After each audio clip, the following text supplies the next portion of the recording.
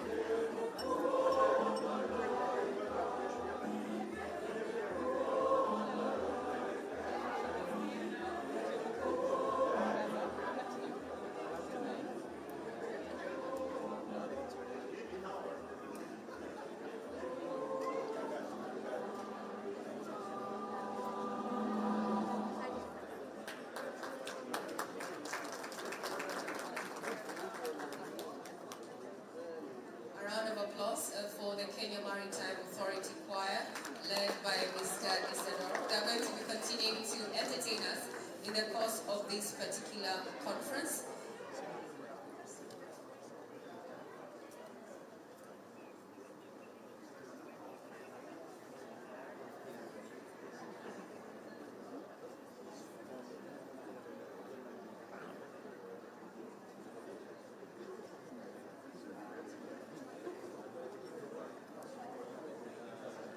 Another round of applause as they get off stage. They're going to be our sole entertainment, at least for the next 3 days there. Authentic Kenyan African music. As you say, buy Kenya, build Kenya. We are also consuming some of this localized music and entertainment. Thank you very much for getting into the conference hall. Just a clarification that the registration will still proceed, but we want to keep time. I'm sure on your seat you found a program. We want to keep in line with the times allocated. Matters of safety and security is paramount for this particular facility, and we want to invite none other than the security manager, Pride Inn, to give us a security brief. Karibu sana Bwana Kram.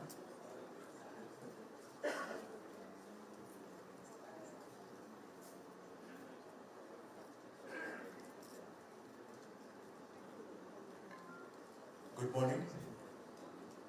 Good morning. Just as you heard, my name is Crump. I'm the head of security for Pride Inn Group of Hotels in Coast Region. Mine is just simple, to welcome you to Pride Inn Paradise. Here we say, feel the Pride Inn touch. Maximum security is one of our brand promises to our guests. That's why you've seen we have quite a number of police officers. They have surrounded the hotel. So the hotel is safe, the environment is safe, so feel safe, have peace of mind as you continue with your conference today. The fire exit, we have 2 doors that are marked exit. So in case of any emergency, you can utilize either of the doors, either on your right or on your left. Down through the stairs where the main entrance to the conference is. When you go through that main entrance, 10 meters from there, we have our fire assembly point.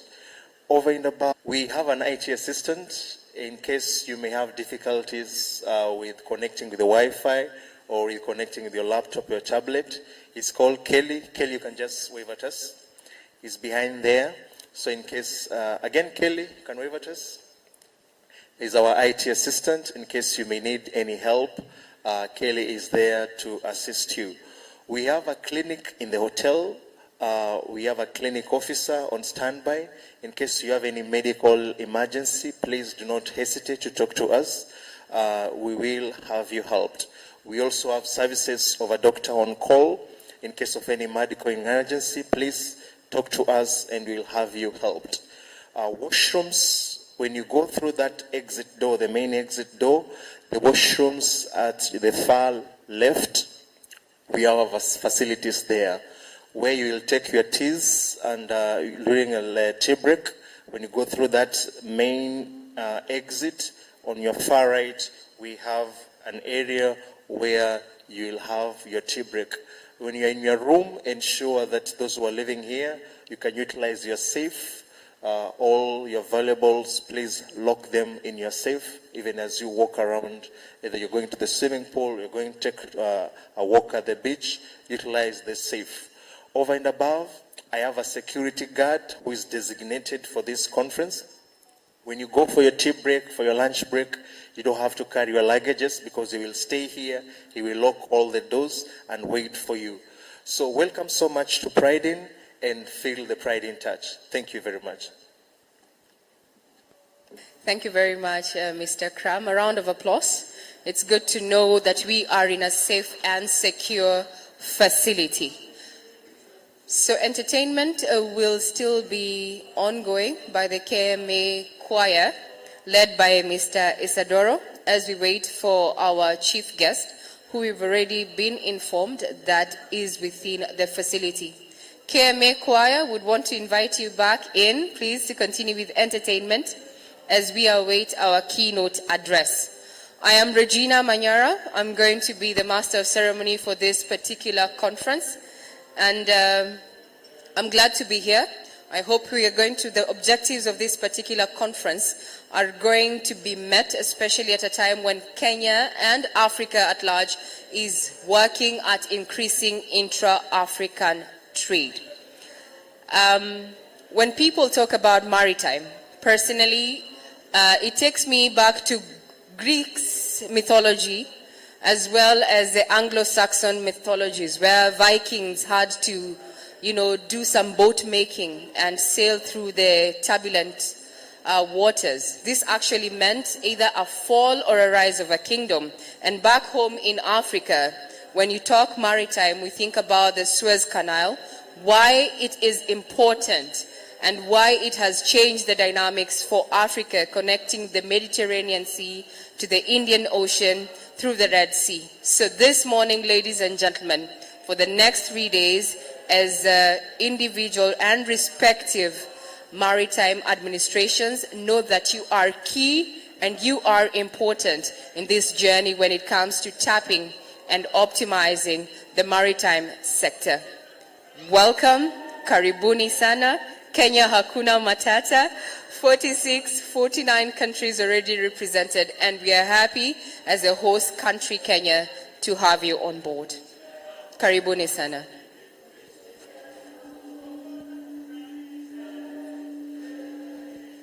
Let's be upstanding. Our keynote and chief guest has just arrived. That is the Cabinet Secretary, Mining, Ministry of Mining, Blue Economy and Maritime Affairs, Cabinet Secretary Salim Mvurya.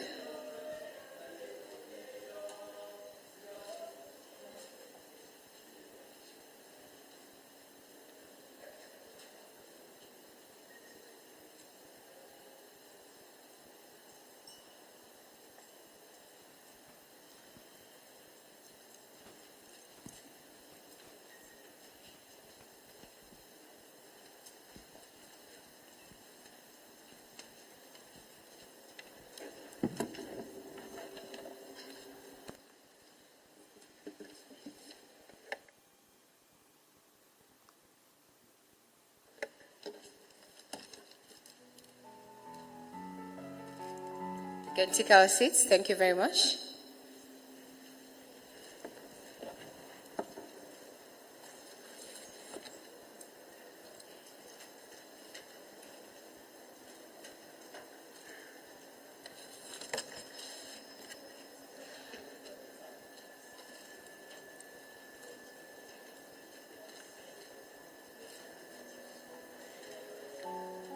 As we settle, I'd want to invite back on stage the Kenya Maritime Authority Choir, led by Isidoro, for some entertainment before we kickstart our program.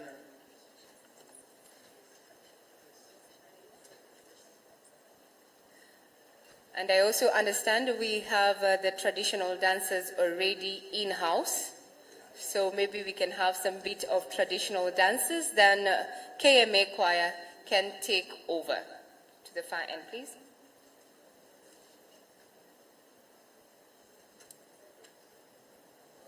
The traditional dancers, then the Kenya Maritime Choir.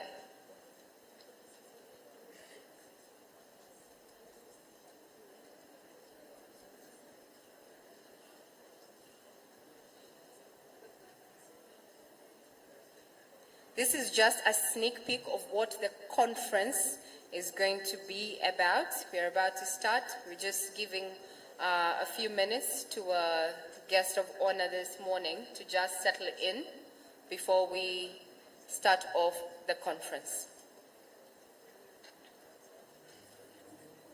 As the traditional dancers are getting ready to entertain us, I'd want us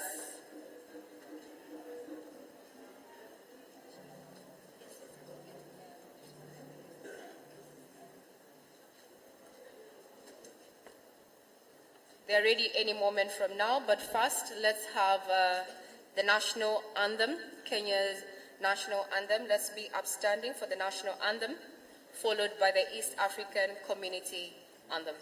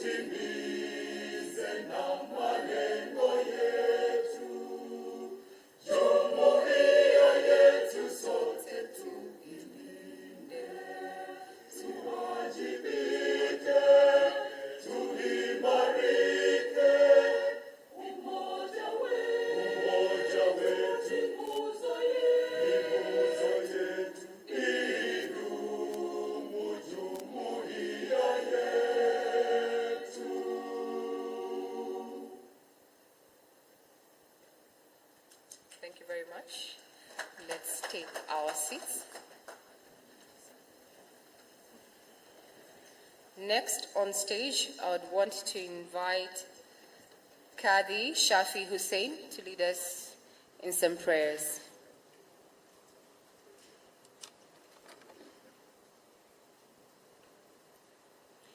He will be followed by Reverend Joseph Washira. Let's be upstanding for the prayers.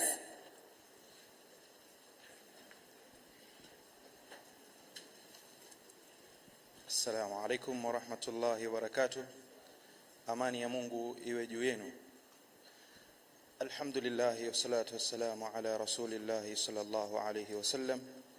Mwenyezi Mungu tunakuomba umjalie rais wetu afya njema, aweze kuiongoza taifa hili kwa amani na salama. Mwenyezi Mungu tunakuomba kupitia rais wetu iwe ni sababu ya kupata amani na utulivu katika nchi yetu.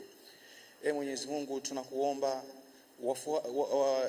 tunakuomba sisi wananchi wa Kenya utujalie tuwatii viongozi wetu iwe ni sababu ya amani na utulivu. Rabbana atina fid dunya hasana wa fil akhirati hasana wa qina adhaban nar. Allahumma aminna fi awtanina wa aslih a'immatina wa ulata umurina wa sallallahu ala nabiyyina Muhammad wa ala alihi wa ashabihi wa sallim walhamdulillahi rabbil alamin.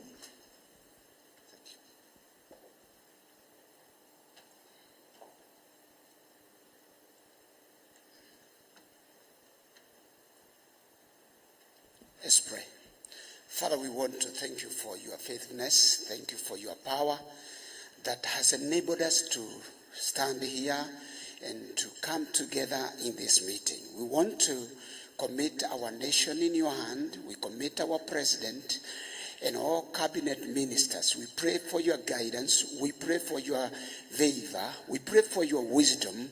We pray for your knowledge in the name of Jesus. I pray as we gather here, we pray that this meeting will, dear Lord, produce what it was meant for. Help us and help the leaders to be make the right decision and give the right direction that will bring productivity in our nation. May you bless us, Lord. Let there be peace fill this Kenya and all our area. Bless all people. In Jesus' name I pray. Amen. Let's take our seats.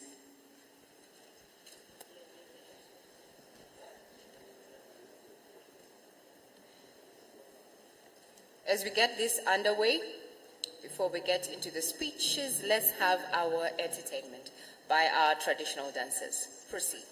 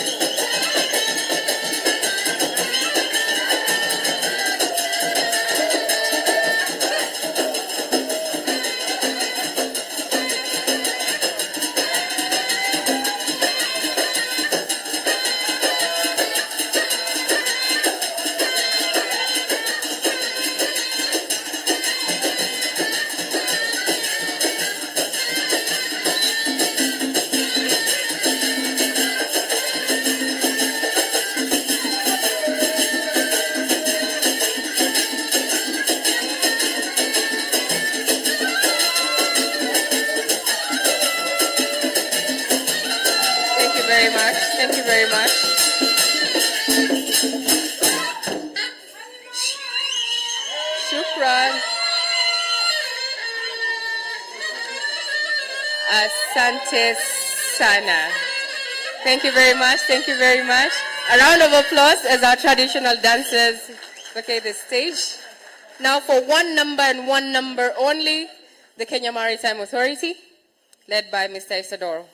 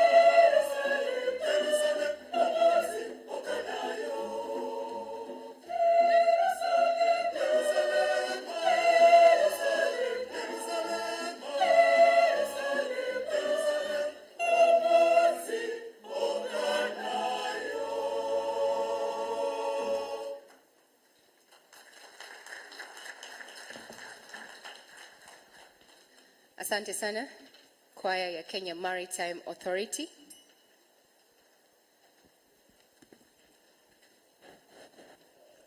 A round of applause, a better round of applause for the choir. They're doing an exemplary job. Next on stage, I'd want to invite the Acting Director, the Kenya Maritime Authority, as well as the Chair of the African Maritime Administrations. That is none other than John Omingo. Karibu. A round of applause as he takes to the stage.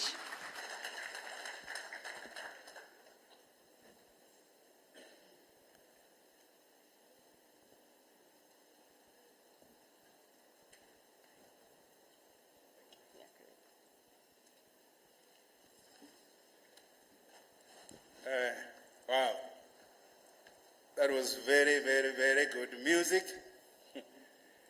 Good morning, everybody. Good morning once more. Thank you very much. It's a good occasion that we are having today.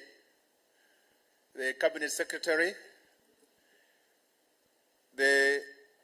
my Chairman, the Principal Secretary, Madam Zama, who is representing the Director General of South Africa Maritime Safety Administration, the Director of Technical Cooperation Division of IMO, Mr. X.Ju Shang, I hope I got it right, the Head of Technical Team led by William Azu, my good friend, my board of directors who are here, the CASs that we have in the room, the CEOs, the distinguished guests, ladies and gentlemen, good morning once more. My role is to do a welcoming remark, and in this welcoming, I'm saying I'm very happy today that the room is full of delegates from 49 countries out of 54 countries in Africa. What a wonderful occasion that we are having today. The 6th AAMA session is one of the very best in terms of the turn-up. And the story started way back in 2011. We have Madam Fumni in the room, if you can just stand up, just to bring people to the story where it all started. Can we give a big clap to this lady here? This lady is the Secretary General of the African Ship Owners Association, based in Nigeria. Started the conversation of reviving the shipping interest in Africa and invited us to go to Ghana. That was 2011. And the invitation also had the administrations from all over Africa. Very few turned up. But from that conversation, welcome our Her Excellency Nancy Karegetu. I've seen her walking into the room. She was part of the story in 2011, where we had a meeting in Ghana and we mooted the idea of why don't we bring the administrations together? And so we offered through the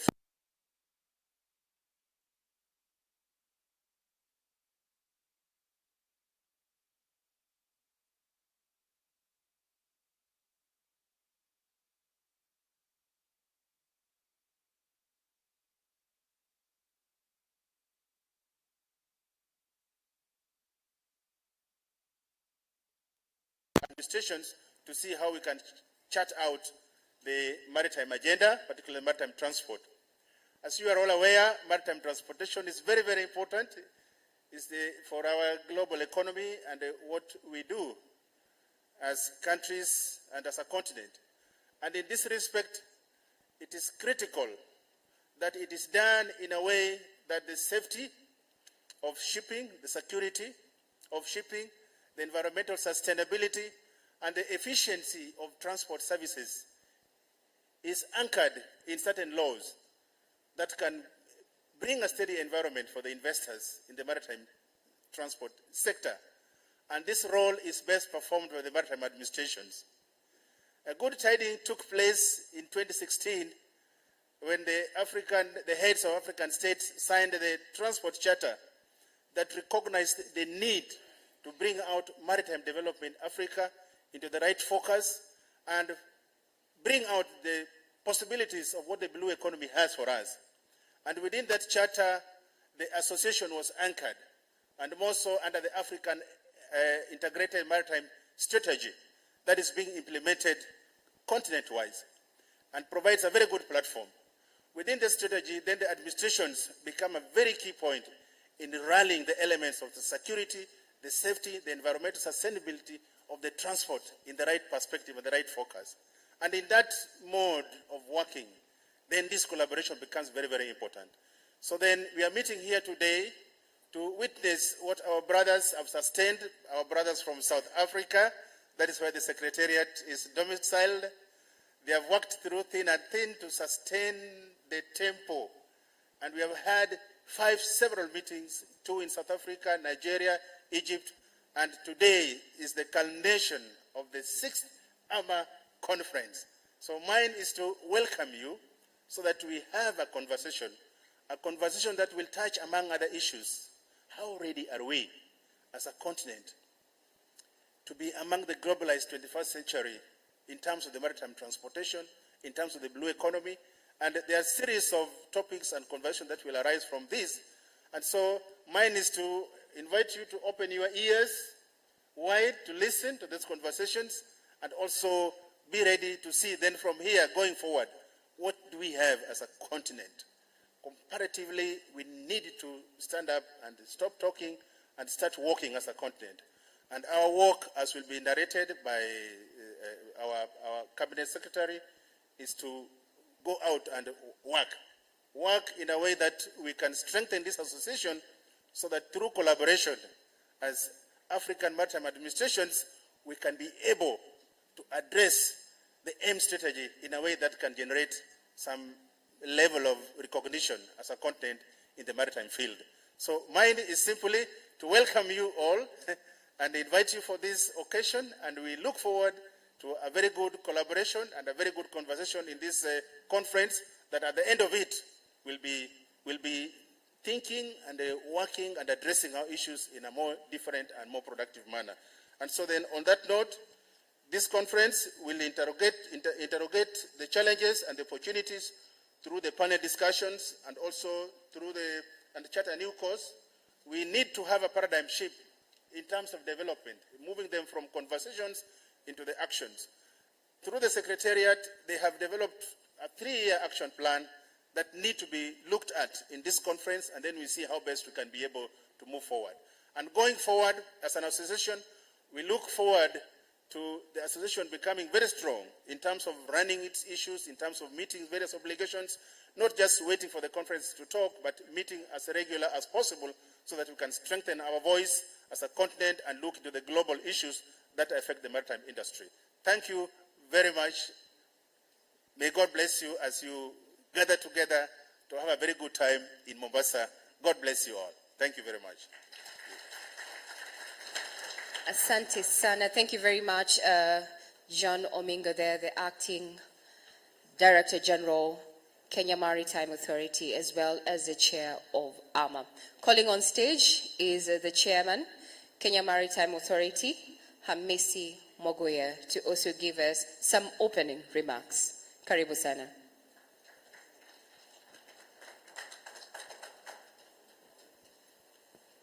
Thank you very much. Good morning. I'll be very brief, Ziri.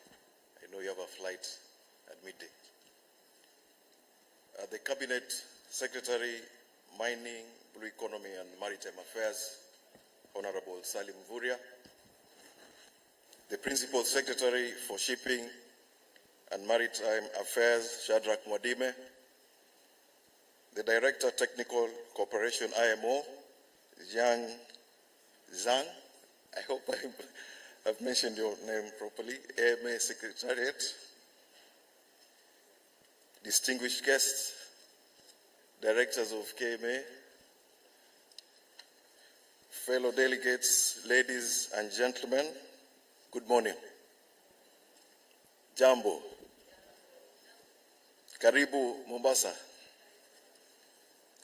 First, I want to thank all of you for coming for this conference, and also to say you are most welcome to the beautiful port city of Mombasa.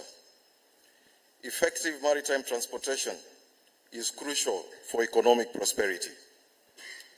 Our continent, rich in its coastline, vast maritime resources, is a testament to the untapped potential of maritime trade.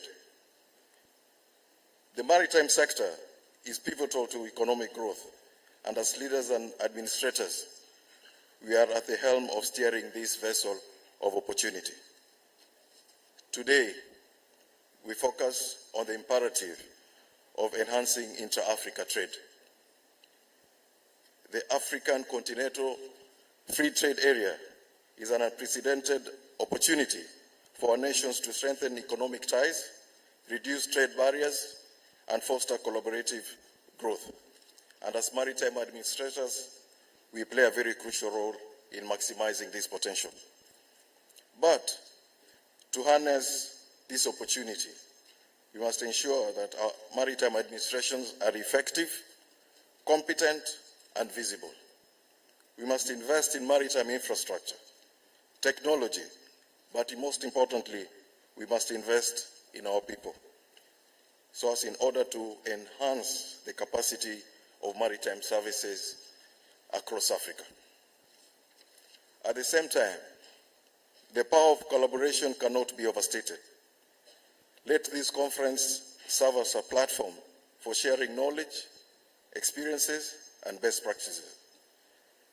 Let's cross-learn from our successes and challenges to foster collective growth and prosperity. Fellow delegates, ladies and gentlemen, the diversity of our experiences is our strength. And through collaboration, we can innovate and navigate the challenges within the maritime sector. Africa has a coastline of 30,500 kilometers, and out of 54 countries, 38 border the seas. If we pull together, we can turn Africa into a real maritime powerhouse. Promoting sustainable maritime practices is not just an environmental obligation, but an economic necessity. Our collective prosperity depends on the health of our oceans and the sustainability of our maritime activities. Let us take concerted efforts to promote environmental stewardship in our respective jurisdictions. Lastly, let us remember that our aim is not just to boost economic figures, but to improve the lives of our people. Enhanced intra-Africa trade means better job opportunities, improved livelihood, and the overall prosperity of our citizens. As we embark on this 6th edition of our conference, let us remember that we stand at the cusp of an exciting era, an era where Africa collaborates to unlock its maritime potential, where our seas become bridges connecting our nations, fostering trade and promoting shared prosperity. Ladies and gentlemen, I want to end by saying this. Our oceans are not mere bodies of water. They are the lifeblood of our economies, the path to our shared destiny, and the thread that weaves the tapestry of our African maritime heritage. The maritime administrations are the custodians, so we must therefore protect this heritage with all our might. I look forward to a productive conference. I want to thank you once again. Karibuni Mombasa. Asante sana. Shukran. Thank you very much. Hamisi Moguye, the chairman of the Kenya Maritime Authority. This particular conference is also streaming on a KBC Channel 1 live stream. And you need to also follow the conversations on Twitter, and the hashtag is #AAMA, #AAMA 2023. Follow the conversations there. We were live from as early as 6:30 this morning. So follow the conversations online, and this is especially those who are participating in this conference via a digital platform. Now calling on stage is Mr. Nzimeni Ramongundo, the Acting Director, South African Maritime Safety Administration and Head of AAMA Secretariat. I hope I got that. Definitely that's not a Mr., that's a Miss. Karibu sana. Karibu. Thank you very much and good morning. You're correct, I'm definitely not Mr. Nzimeni Ramagondo. My name is Zama Kongo, and I am representing the acting CEO of the South African Maritime Safety Authority. You can call me Zama, it's okay. Your Excellency, President William Samoei Ruto, please permit me to stand on the existing protocols already established. These few comments, excuse me.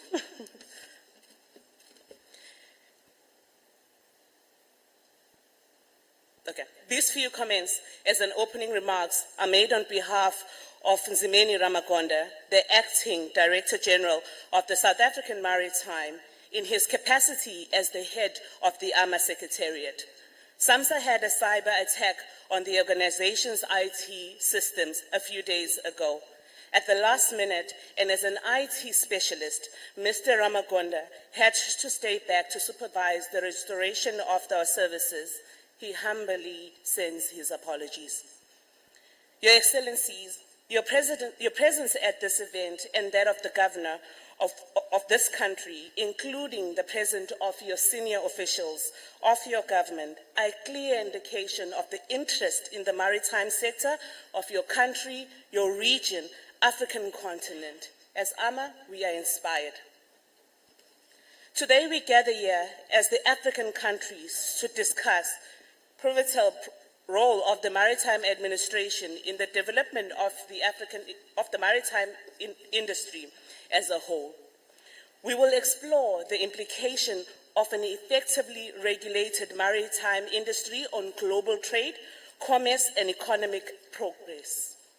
Moreover, we will also highlight the importance of investing in the infrastructure, regulatory environments, and workforce development to achieve sustainable growth in the maritime industry. The significant operation of the maritime industry is essential to the maintenance and enhancement in its economic benefits, and this is where the role of the maritime administrations and AAMA comes in. From the Secretariat's point of view, the formation of AAMA is a great idea, essentially made to serve as a thinking tank for the continent on the maritime matters and as a high-level forum for self-help on maritime in the continent. However, AAMA as an organization has faced many challenges. Specifically, the funding of its programs and activity, especially the important annual conferences such as this one. The constant financial support by the International Maritime Organization by IMO played a significant role in ensuring the realization of the 6th AAMA conference and the 5th previous conferences, which would not have been possible without the IMO's financial and organizational support. I would therefore like to take this opportunity to thank the IMO, specifically Mr. William Azu, for his constant drive and support for the AAMA vision and mandate. Thank you, sir. Your Excellency, in your presence, I would like to call on all African governments to collaborate and support the association through funding, depositing of member state instruments, and the rectification of the African Maritime Transport Charter. I'm making this call with the understanding that from a financial point of view, IMO can no longer continue to financially support AAMA. Therefore, African government needs to confirm to a viable financial support for the longevity of AAMA. Your Excellency, just to challenge the African countries, Kenya, as the current chair of the AAMA, currently offered to host this conference. The next AAMA conference will be around this time in 2024, but we do not have a country that has raised their hand to host this conference. I hope that as we conclude our deliberations at the end of this week, that there will be a country that will commit to this task. As I conclude, Your Excellency, AAMA needs its government support and encouragement to deliver on its program and activities. As the Republic of South Africa, through its agency, the South African Maritime Safety Authority, we remain committed in rendering the administration support through our head secretariat position. I look forward to engaging in robust discussions and hope that this week's discourse will foster actionable insights to support the growth and the development of the maritime industry worldwide. Thank you for your presence, and your team, for your presence at this conference and potential support to the AAMA future work. I thank you. Ngiyabonga. Thank you very much, Madam Zama Choncho. We can't, where I come from, being a Meru, my tongue is rather very heavy. We're trying to make do with what we can. Thank you very much for that speech. She's Chief Financial Officer of the South African Maritime Safety Authority. Calling on stage is Zioje Zhang, who is the Director Technical Cooperation at IMO. A round of applause as it takes to the podium.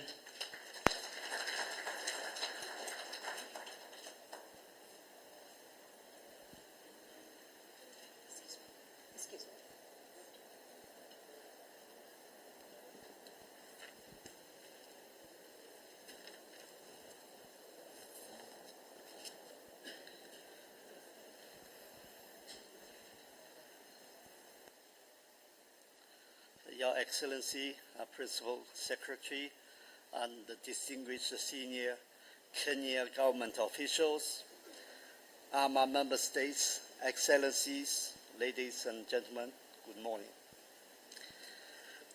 On behalf of Mr. Ki-Tak Lim, the Secretary General of the International Maritime Organization, I wish to welcome you all for being here to attend the 6th conference of the Association of Africa Maritime Administrations, and thank the Kenya government and the Mombasa County for kindly hosting this great event. Your Excellencies, AAMA is an important continental platform for the exchange and the cross-fertilization of maritime ideas on bilateral and multilateral areas. If properly and consistently mobilized and harmonized, the maritime sector in Africa would certainly become the pillar of economic development in Africa, as the theme of this conference clearly stated. The various African governments and development partners are enjoined to partner with the association to ensure its continuity and sustainability. As you may be aware, IMO has been in the vanguard and forefront in support to AAMA at its conference since it was established in 2007. Incidentally, the first meeting of AAMA which was known then as the Heads of Maritime Administrations and Ship Registrars Conference, was held in October 2007 in the White Sand Hotel here in Mombasa, not far from this venue. IMO's support to AAMA is in keeping with the objectives of IMO's Integrated Technical Cooperation Program in building both human and institutional capacities in the maritime sector in Africa. This is more so because most of the least developed states are in Africa, including some small island developing states. As a specialized agency of the United Nations, IMO believes that the support extended to AAMA during its formative years up until now would enable the association to eventually stand on its own and be in a position to manage its affairs. Ladies and gentlemen, the COVID-19 pandemic has disrupted the global supply chain and posed significant challenges for the maritime industry. We are also at a critical point in the decarbonization of the shipping sector to address climate change. Although digitalization has become a key driving force that offers new and transforming opportunities for shipping and port activities to most developing countries in Africa, the challenge facing our maritime sector is unprecedented. The capacity building needs of African countries remain a priority of IMO. We will continue to provide support through institutional technical assistance to individual member states of the organization. Back to back with the 6th AAMA conference is one-day IMO's conference on low-carbon shipping in Africa within the bigger climate change and the decarbonization trajectories. Shipping is international, and with concerted efforts across regions and continents, our collective carbon footprint will improve for the benefit and the environmental sustainability for future generations. It is our responsibility to set the necessary platforms and programs in motion as our continuation to sustainable development. Let me once again express IMO's appreciation to you, to the host of this conference, and to the very beautiful city of Mombasa for your hospitality and for the preparation and organization of this conference. And I wish you a very productive discussion, a very successful conference to pursue the goal of serving as the pillar of economic development in Africa. Thank you very much.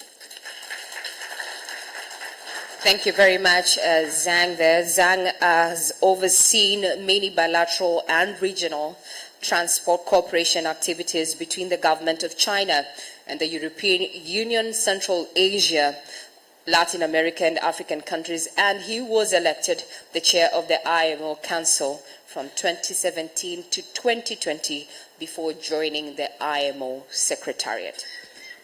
Coming up on stage is none other than the Principal Secretary, State Department for Shipping and Maritime Affairs, Mr. Shadrach Modime. A round of applause as he takes to the podium.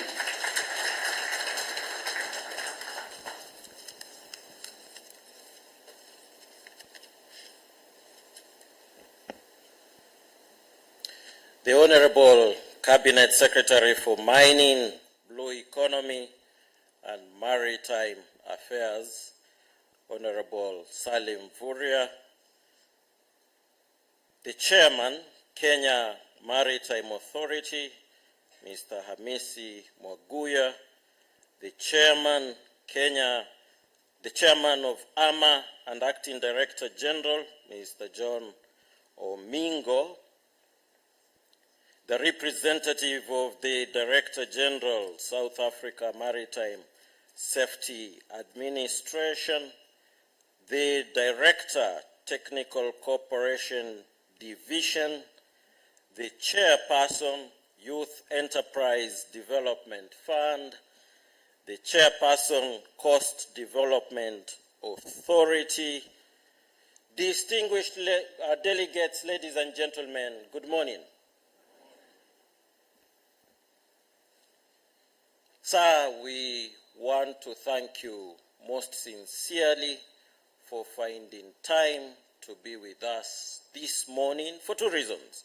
One, because the maritime sector is under your docket, but secondly, because of that keynote address that you will give shortly. We sincerely appreciate that you found time to be with us this morning.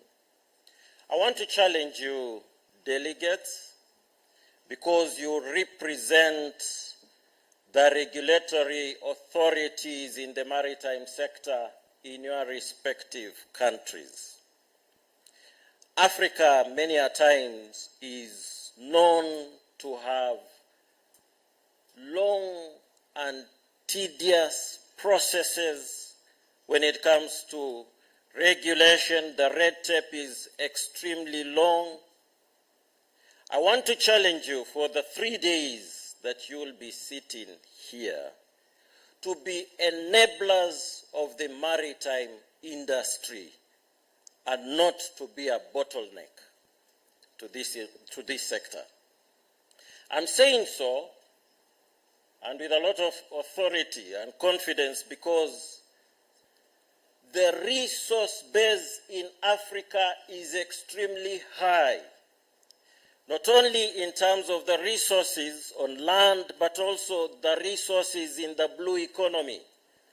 Indeed, we have just scratched the surface of the resources in the blue economy. So, ladies and gentlemen, it is critical that we facilitate those entrepreneurs within our continent who would wish to exploit the resources in the blue economy. I have been challenging the business community in Kenya and in particular here in Mombasa, because they have been involved in logistics in the transport sector for a pretty long period of time, transporting goods from the inland to our harbor for the goods to be exported abroad to the international market, and when goods also come from abroad, the goods that we import, they then transport them to the inland areas. But the circuit is not complete. It is important that they start investing in procuring vessels that will be able to transport goods from our inland areas even to abroad. And I'm saying so because we keep on complaining about the cost of living in Africa. The reason why the cost of living is high is because of the transportation costs. And therefore, if we are to take charge and ensure we have our own vessels plying the international waters, bringing our goods from abroad, obviously the cost of living will go down, because the cost of the products that will then be sold in our markets will be reasonable. But secondly, the reason why I'm pushing the business community to venture into the shipping industry is basically because we have a youthful population. The population of Africa comprising the youth is nearly 70%. The unemployment rate is high. There are job opportunities that are available in the international market in the shipping industry. if we can be able to have our own vessels as it is, we can employ our own and reduce the unemployment rate substantially. And therefore, I urge you, for the 3 days that you will be sitting here, convert yourself into a think tank. It shouldn't be just business as usual. Lectures are given, you respond to them by asking queries or giving your comments. Please, Africa as it is has been a sleeping giant, but it is time we wake up, come up with policies that will assist us exploit the resources that God has given us to the maximum. Indeed, the focus as it is currently is on Africa. So I want to urge you, because you are the top people in your respective maritime authorities, you are the CEOs, you are the directors, within these 3 days, kindly let us come up with strategies and plans that will be of assistance to us in changing our economies. Now, with these few remarks, because my boss is here, the Cabinet Secretary, and he's the one to give the keynote address, I want to invite him to come to the stage and to give his speech. Karibu sana, Waziri. Let's be upstanding. We're making a few changes to the podium. Bear with us.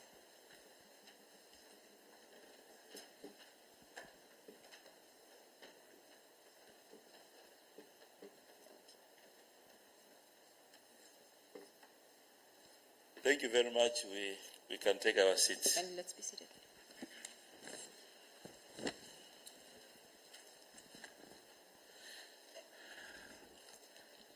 Thank you very much, Principal Secretary, Maritime and Shipping,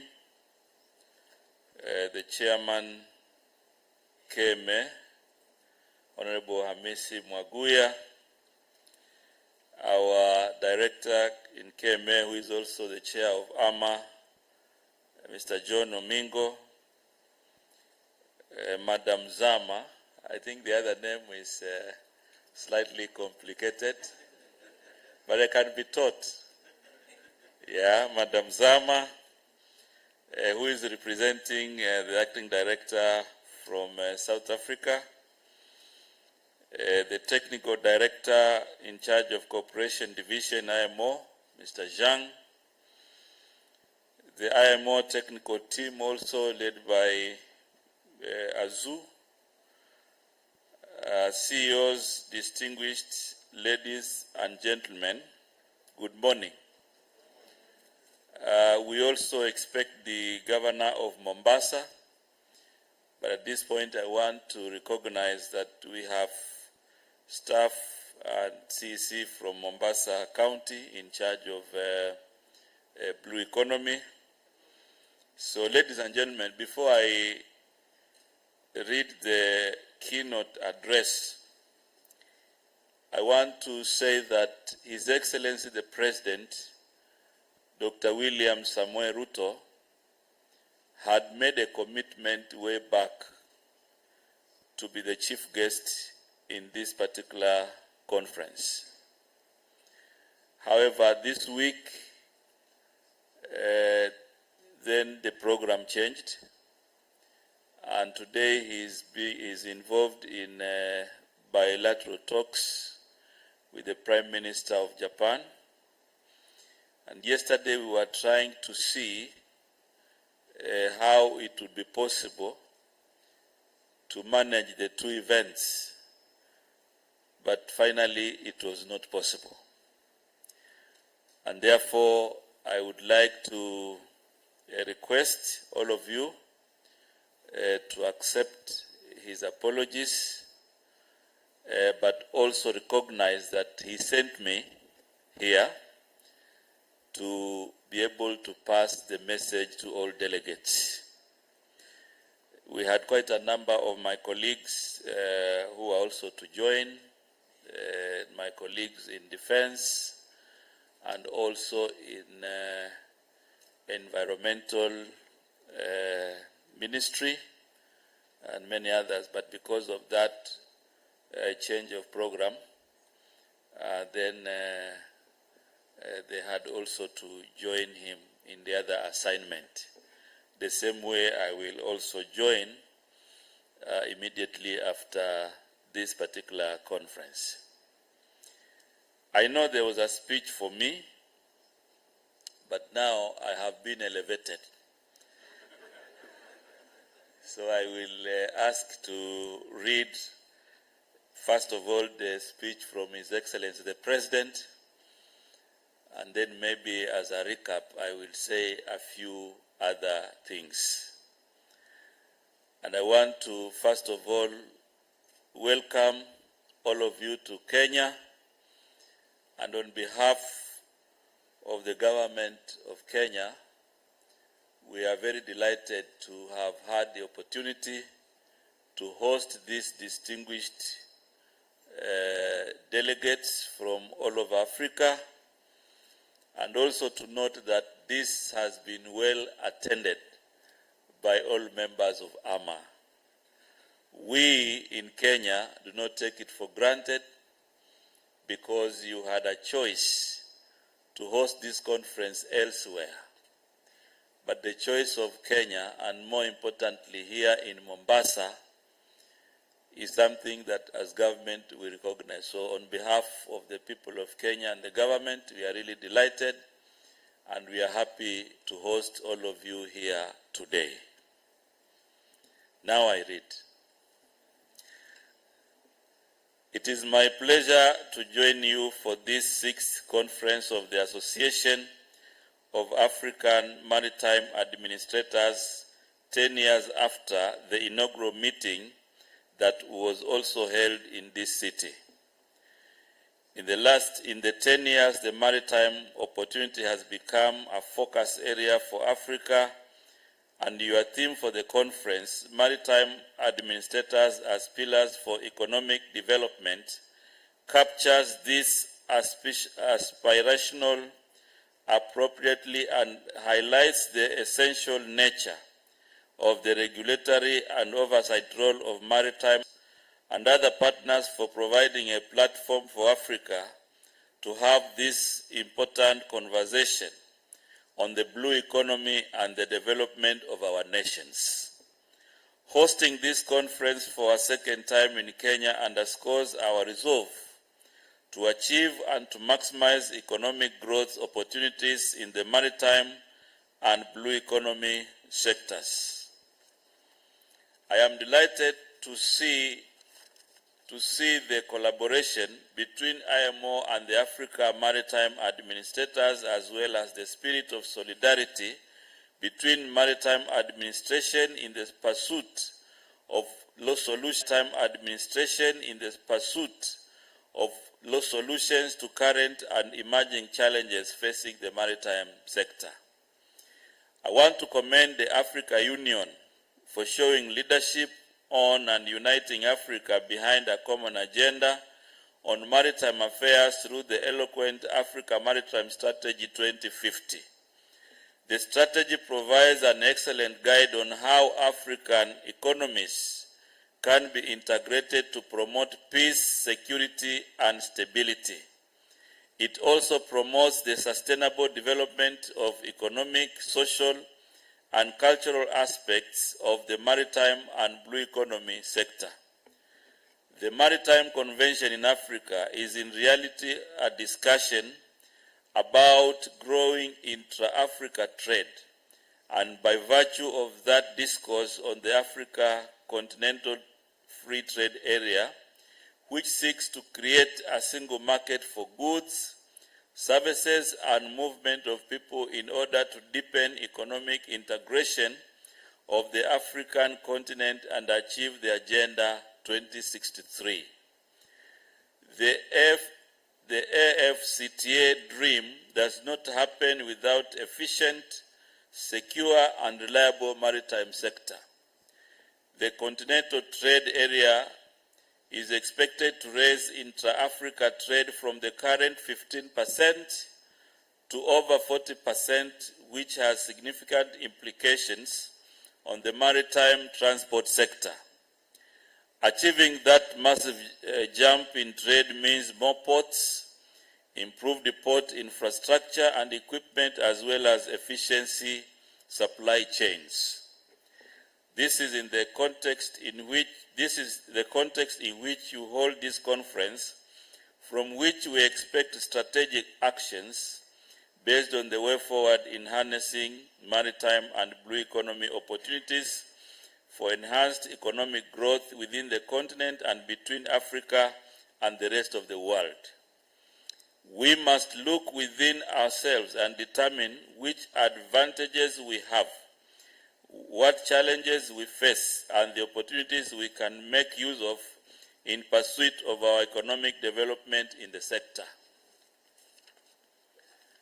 The maritime opportunity that you will discuss here is a perfect complement for the Africa Rising narrative.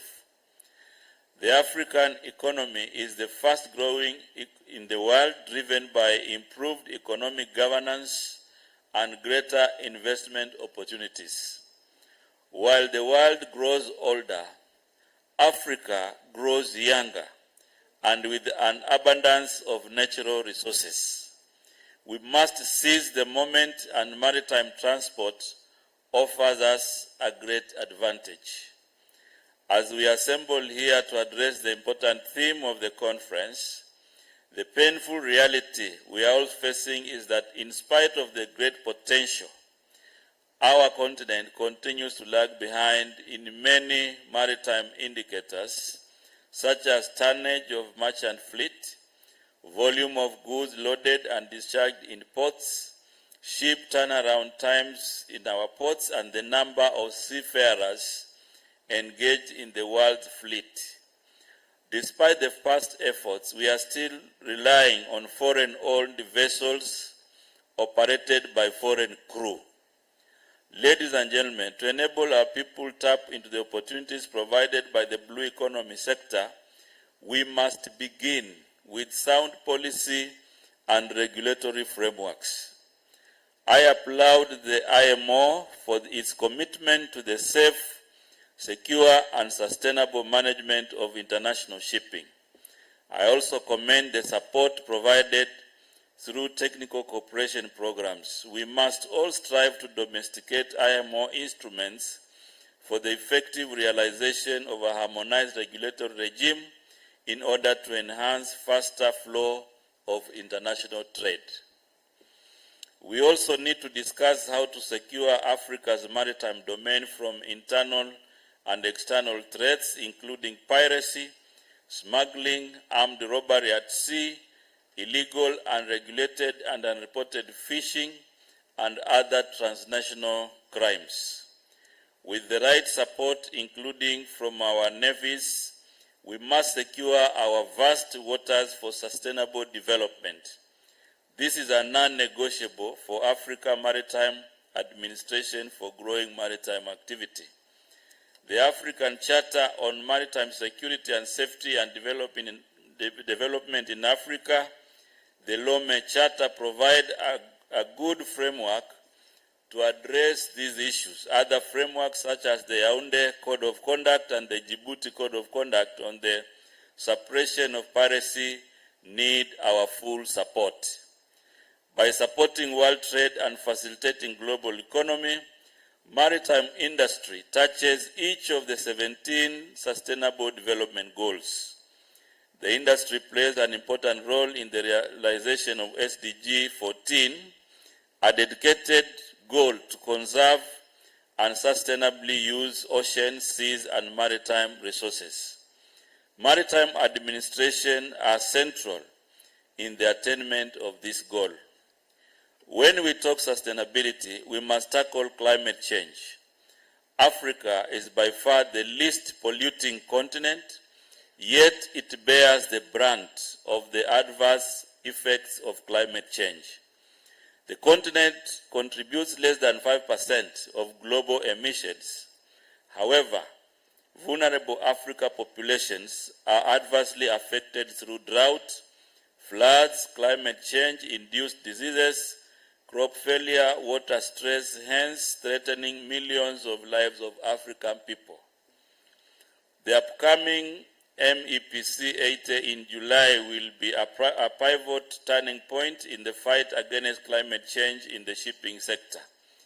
I urge you, as you negotiate on the revised IMO strategy, to do so in a unified voice and champion for a just and equitable transition which ensures Africa is not left behind. Ladies and gentlemen, allow me to congratulate the IMO for the initiative to build capacity in Africa to address climate change in the maritime through the Maritime Technology Cooperation Center in Africa. MTCC has established a good network on the continent and has conducted pilot projects to demonstrate technological innovations addressing climate change in the shipping sector. The global marketplace is a digital platform, and we need to put in a serious effort on automation and digitization in order to accelerate growth in the maritime industry. This will raise our competitiveness and enhance operational efficiency, which is key to our national and continental aspirations. In order to achieve all this, we must build the human capital that will adapt and take advantage of the immense opportunities in the sector. We are blessed with a youthful population that is eager to make an impact to society and to uplift itself economically. Our youth are innovative, and with the appropriate education, they will provide the solutions that we require to move the continent to new levels of prosperity. We applaud international shipping companies for onboarding African youth, many of whom have proved themselves as a reliable source of maritime labor in cruise and cargo ships. Allow me also to use this opportunity to mention the candidature of one of Kenya's most illustrious maritime experts, Ambassador Nancy Karigithu, for the post of Secretary General of the International Maritime Organization. Ambassador Karigithu has extensive experience in this sector and provided sound and steady leadership in the maritime sector in Kenya, Africa, and the world. Many who worked with Ambassador Karigithu will affirm her high level of knowledge, ability to build consensus, and effectiveness. The government of Kenya has offered Ambassador Nancy Karigithu for election to the post of Secretary General coming up in 2 months' time. The election of Ambassador Nancy Karigithu will be a win for Africa, a win for women. Can I repeat? A win for Africa, a win for women, and a proof of the industry resolve to integrate women in the sector. I urge the Africa countries in the IMO Council who will be voting to support Ambassador Karigithu. Finally, I urge you to remain focused on the development and protection of Africa's maritime domain and to come up with interventions that will ensure Africa benefits from its vast maritime resources while conserving it for future generations. Let history record that this is the conference that reinvigorated Africa's maritime sector and provided the impetus for Africa to take its rightful place in the global maritime economy. Thank you very much.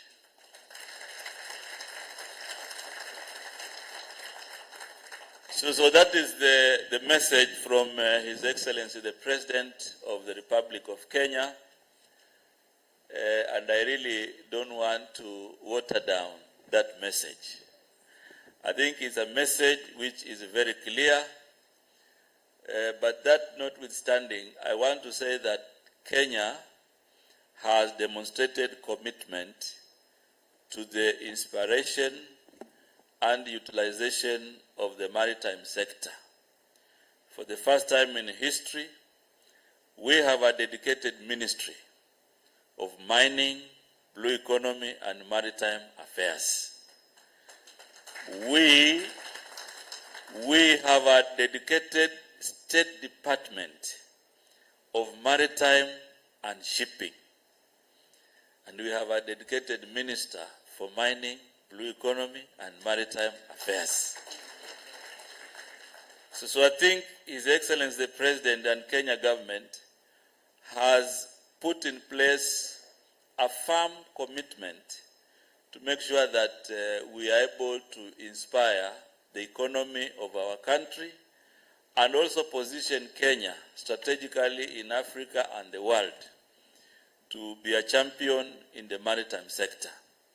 And I think this conference provides an interactive interface and forum where participants will have an opportunity to share experiences, to learn from each other, so that then after the end of this discussion, we can all be inspired to talk about AAMA as a vehicle that will also position Africa globally to be able to manage and create more opportunities in the maritime sector.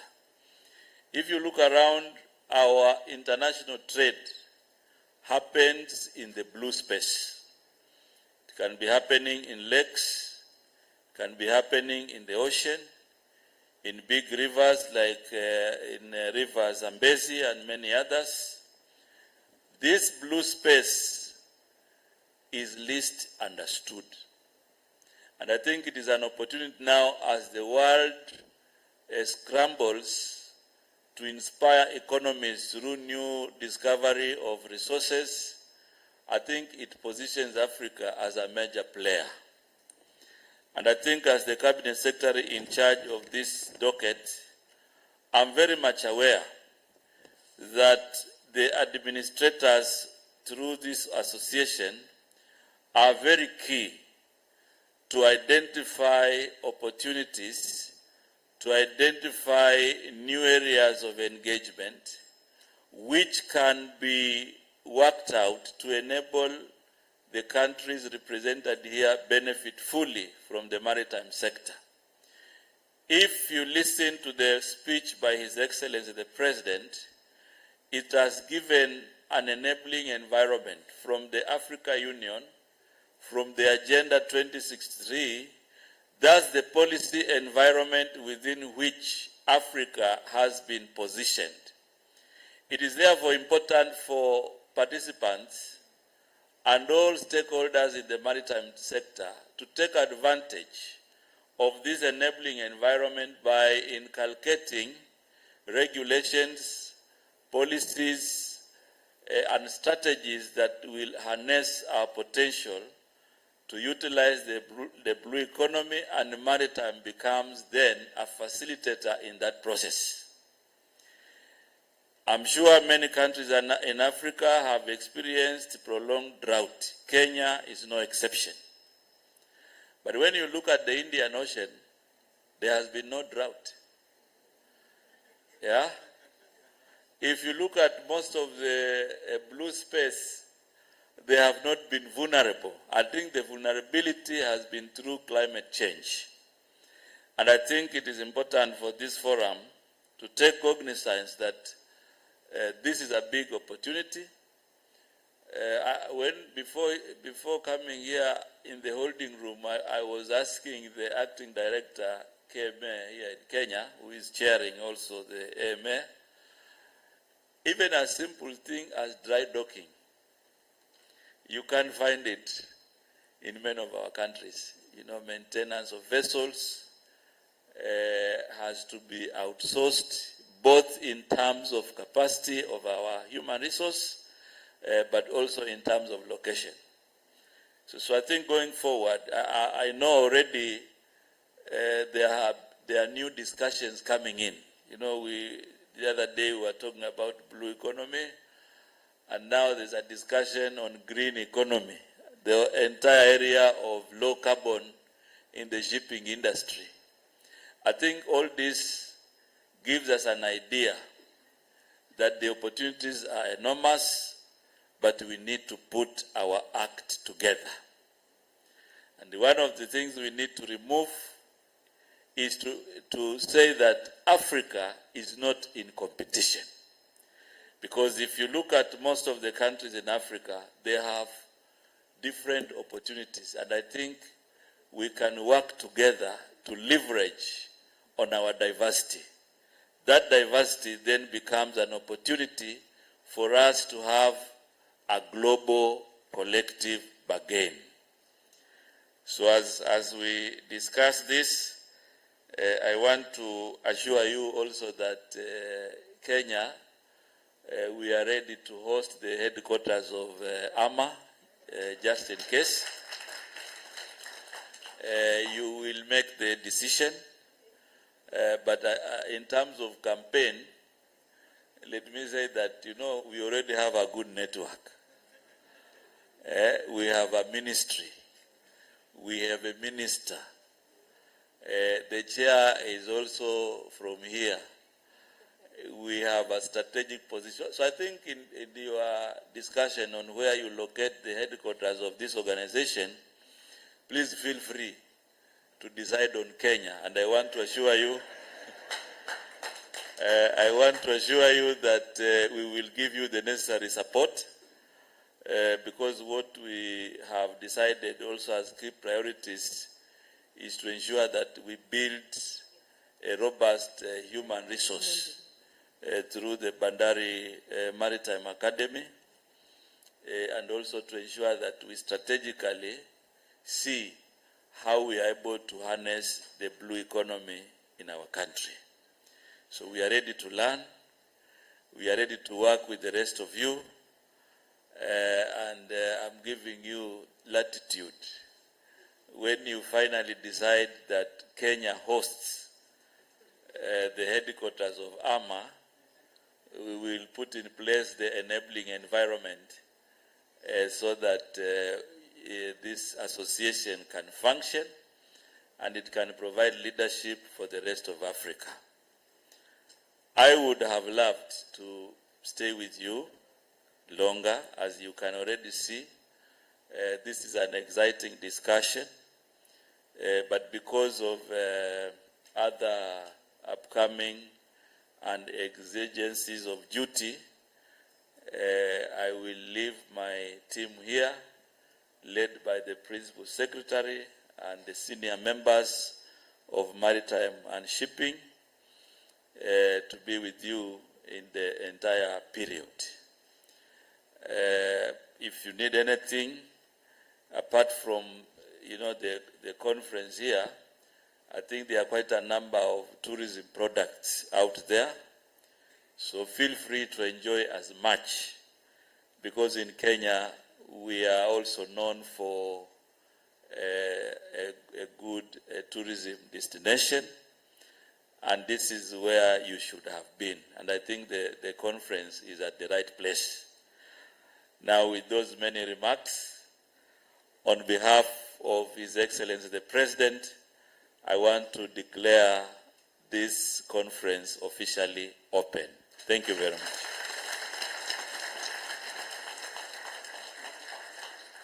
Thank you. Thank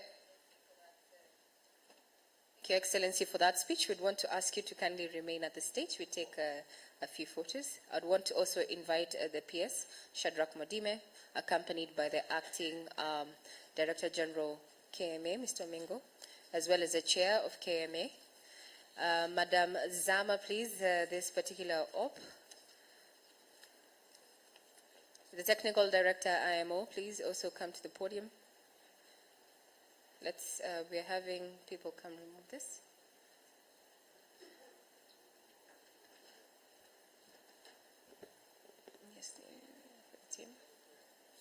let them come. Please.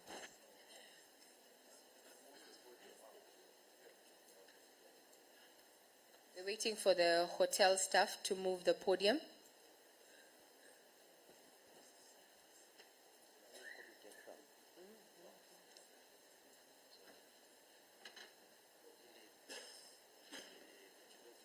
Madam Fumi, please.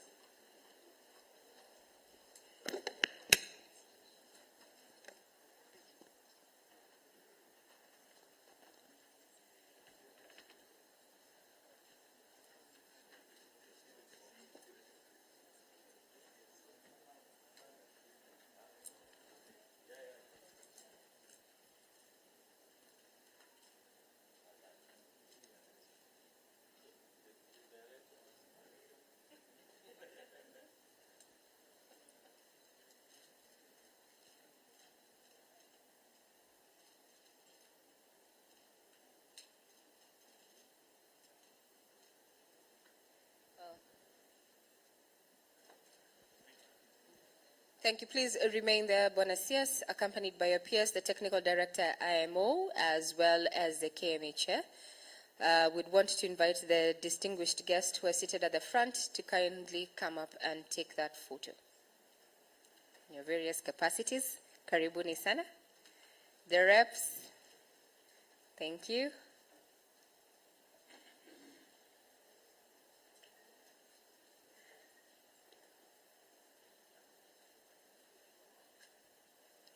Let's be advised by our photojournalists there how to arrange ourselves to have a photo feed for broadcast, print, as well as the digital platform. Advise us on how we should arrange ourselves.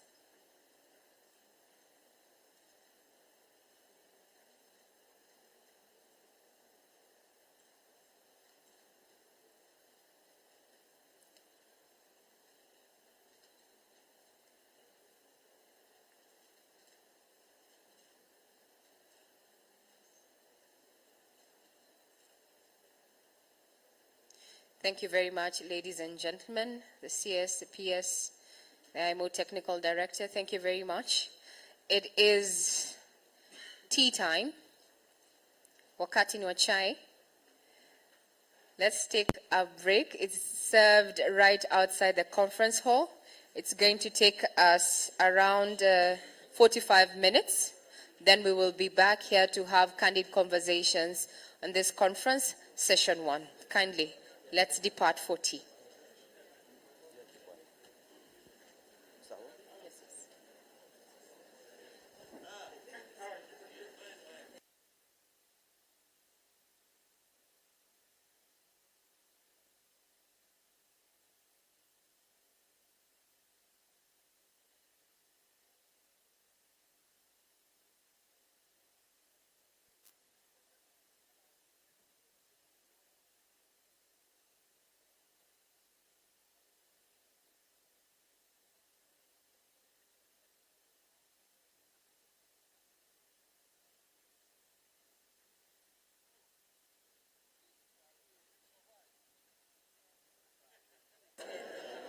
Because he's in quite a bit of a rush. Huh?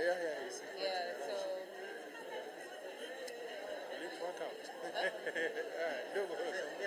Asante sana. Asante sana. Endeleaje? Salama. Tuko salama tu. Sawa. So should we inform them through the mic? As they're working out and they're going to the media room. Media room. Actually, they're working out. I don't know if they'll be able to waylay them. Waylay them.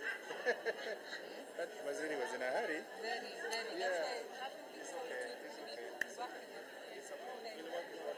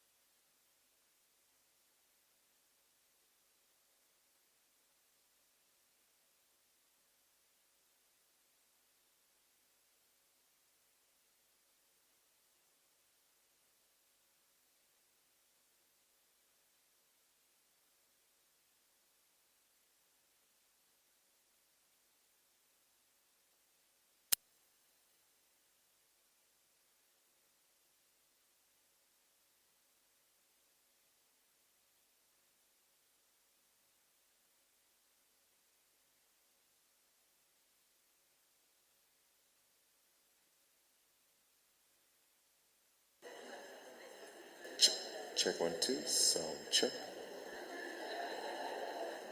1 2, 1 2, sound check, 1 2. Testing, 1 2, sound check, check. 1 2, sound check. 1 2, 2, sound check, 1 2. 1 2, sound check, 1 2, 1 2. Testing, 1 2, sound check, 1 2, 1 2. Check, 1 2, 1 2, sound check, check. 1 2, 1 2, sound check.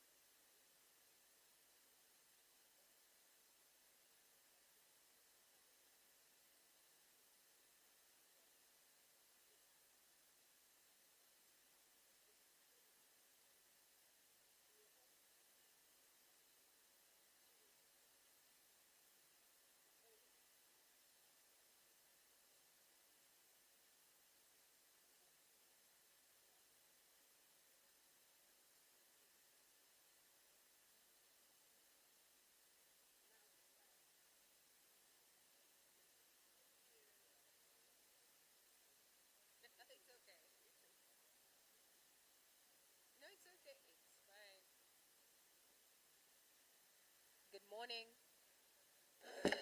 Good morning. Ladies and gentlemen, those who are outside the conference hall,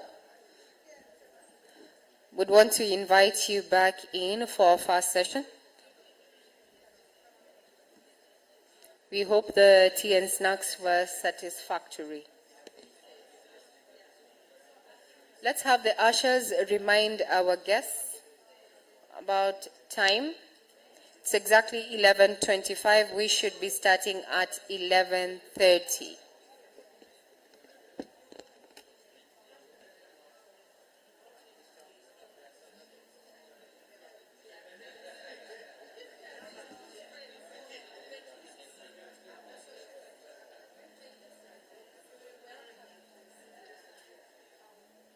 And if you might have misplaced your smartphone outside at the tea area, it has been collected by one of us.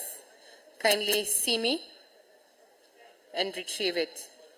If you have misplaced your smartphone at the tea area, kindly come and we have it. It has been collected by one of us. We encourage each and every person to be their brother and sister's keeper during this conference.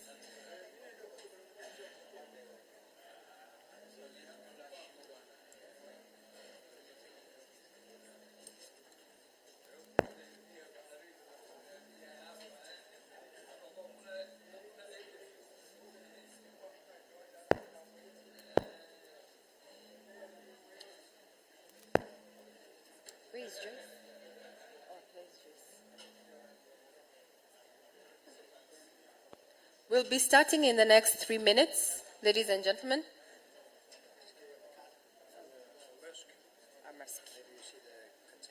Yes, we have. I have.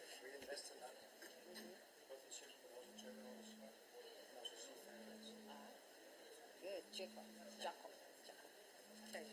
Pleasure.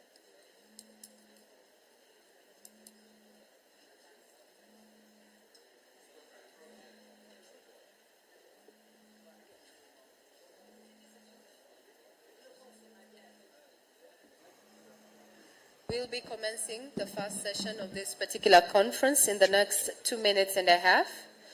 Those who are on social media platforms, including Twitter, our hashtag for the next 3 days, from today being the 3rd of May all the way to the 5th, is hashtag AAMA. That is uppercase, AAMA, hashtag AAMA 2023. You can also tag Kenya Broadcasting Corporation, that is the official Twitter handle at KBC Channel 1, as well as the Kenya Maritime Authority on Twitter. They are at KMA Kenya. Our hashtag is AAMA and AAMA 2023.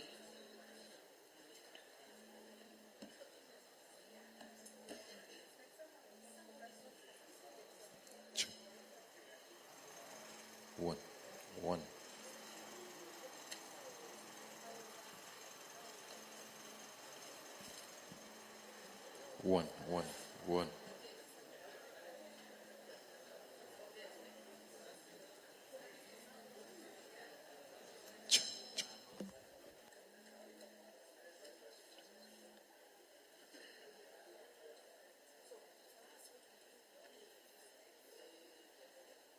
So you will give Monaulu, she's the one who's going to be leading the next session after the intro. You will give her, the lady you will give her 1 minute so that she can introduce her after the lady. Yes, then she will show her, then you tell her which one she will do. Just inform her of the same.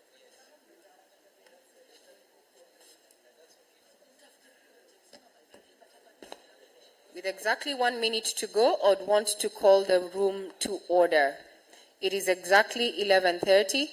Ladies and gentlemen who are still partaking in the tea and snacks, I want to alert you to the fact that the first session of the 6th AAMA conference is about to commence. Kindly access the hall.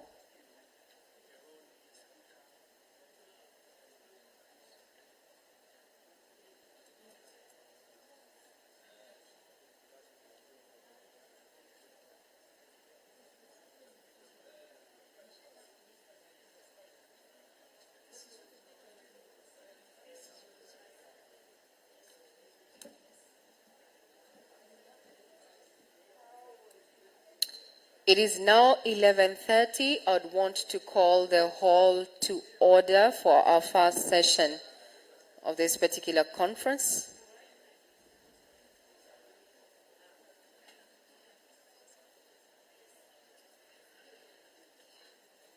Yes, it was collected. It was collected. Is that you? Oh, okay. It's 11:30. We're about to commence. Some housekeeping. Before we depart for lunch in the next 2 hours and a half, give or take, we're going to be having a group photo that is going to be taking place outside the facility, but that is just before we depart for lunch. But for now, we're about to start the first session of this particular conference, whose theme is Maritime Administration and their impact on service delivery. Before we actually start this particular session, I'd want to ask those who are still walking in to take their seats. Kindly take your respective seats so that we can commence.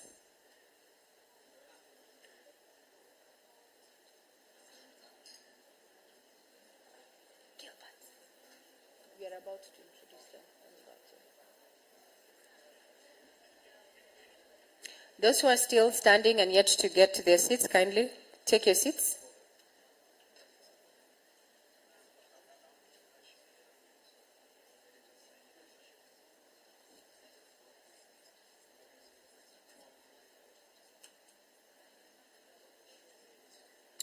Great, we're on time. So for the first session of this particular conference, that is Maritime Administration Models and their impact on service delivery, we'd want to introduce my co-MCs. This is a ladies' RAN team, and one of them is none other than Ms. Mwanaulu Issa Majita, who works for the Intergovernmental Standing Committee on Shipping Secretariat as the Director, Trade Facilitation and Policy Harmonization. She also serves as a board member of the WMU Women's Association and is a secretary to the Membership Committee of WOMESA Kenya, and is a chairperson of the Technical Committee on Shipping, Ports, Logistics of the Association of the Maritime Professionals in Kenya. Karibu Mwanaulu. Second, last but not least, is none other than Joyce Marango Awino, who is a Director, Enforcement and Emergency Response at the Kenya Coast Guard Service and is a maritime expert who holds an MSc in the International Trade Policy and Trade Law from Lund University, postgraduate diplomas in Executive Maritime Management and Maritime Law from the World Maritime University, and a postgraduate diploma in Strategic and Security Studies from the University of Nairobi. Distinguished ladies and gentlemen, those two ladies at the podium are going to be emceeing the next sessions of the day as the 6th AAMA conference gets underway. Mwanaulu, take it away. Good morning, ladies and gentlemen, all protocols observed. It's an honor to host you for this session on maritime administration models and their impact on service delivery. It's my honor to invite the moderator, Mr. Juvenal Shiundu, who will be taking us through this session. Mr. Shiundu is a Kenyan naval architect with over 40 years' experience in maritime and shipping industry. He has held several senior leadership roles in several organizations and has previously worked for the International Maritime Organization, IMO, for 22 years and retired in 2019 as the Director, Technical Cooperation Division. Mr. Shiundu was thereafter appointed the Chairman of the Kenya National Shipping Line, a position he held until 2022. He is currently the co-founder of the Maritime and Blue Economy Insights Limited, a firm which provides consultancy services in the maritime sector.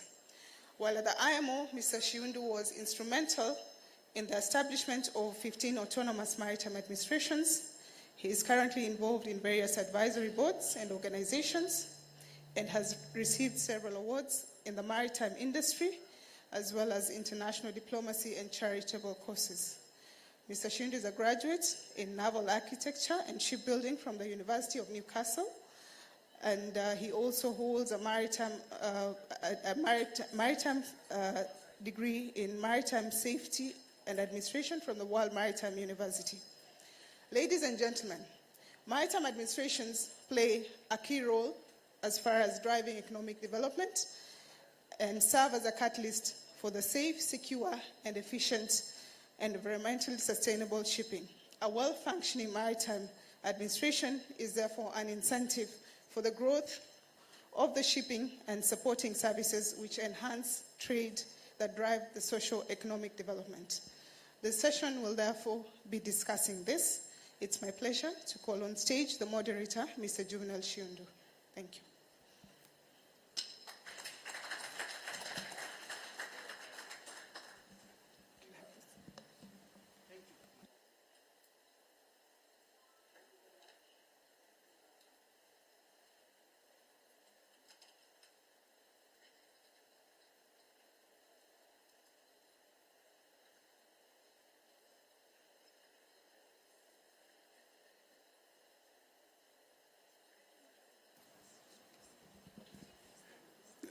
Ladies and gentlemen, in the interest of time, we only have 1 hour, and we have a distinguished panel of 5 leaders in the industry, in the maritime industry.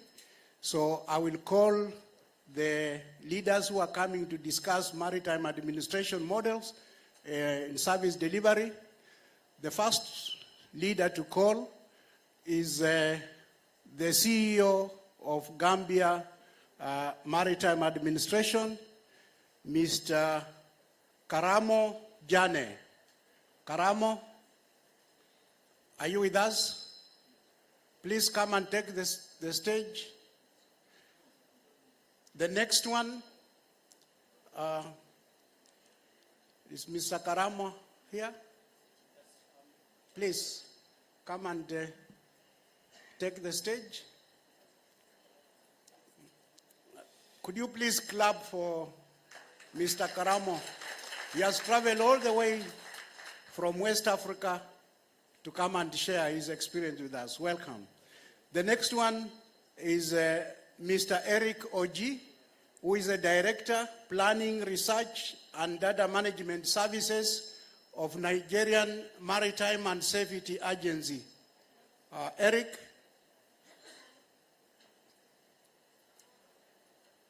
While Eric is coming, please give him a round of applause.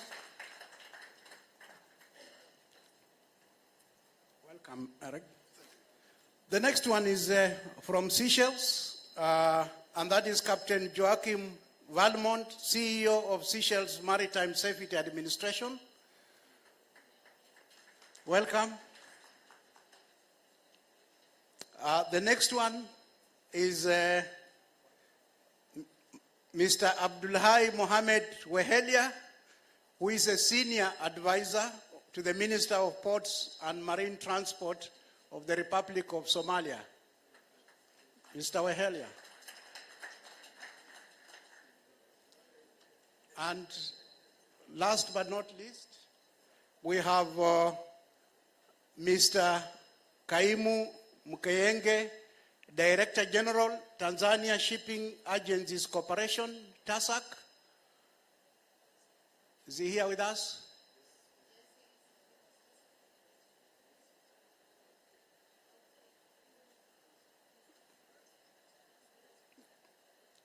Mr. Mukeyenge from TASAC.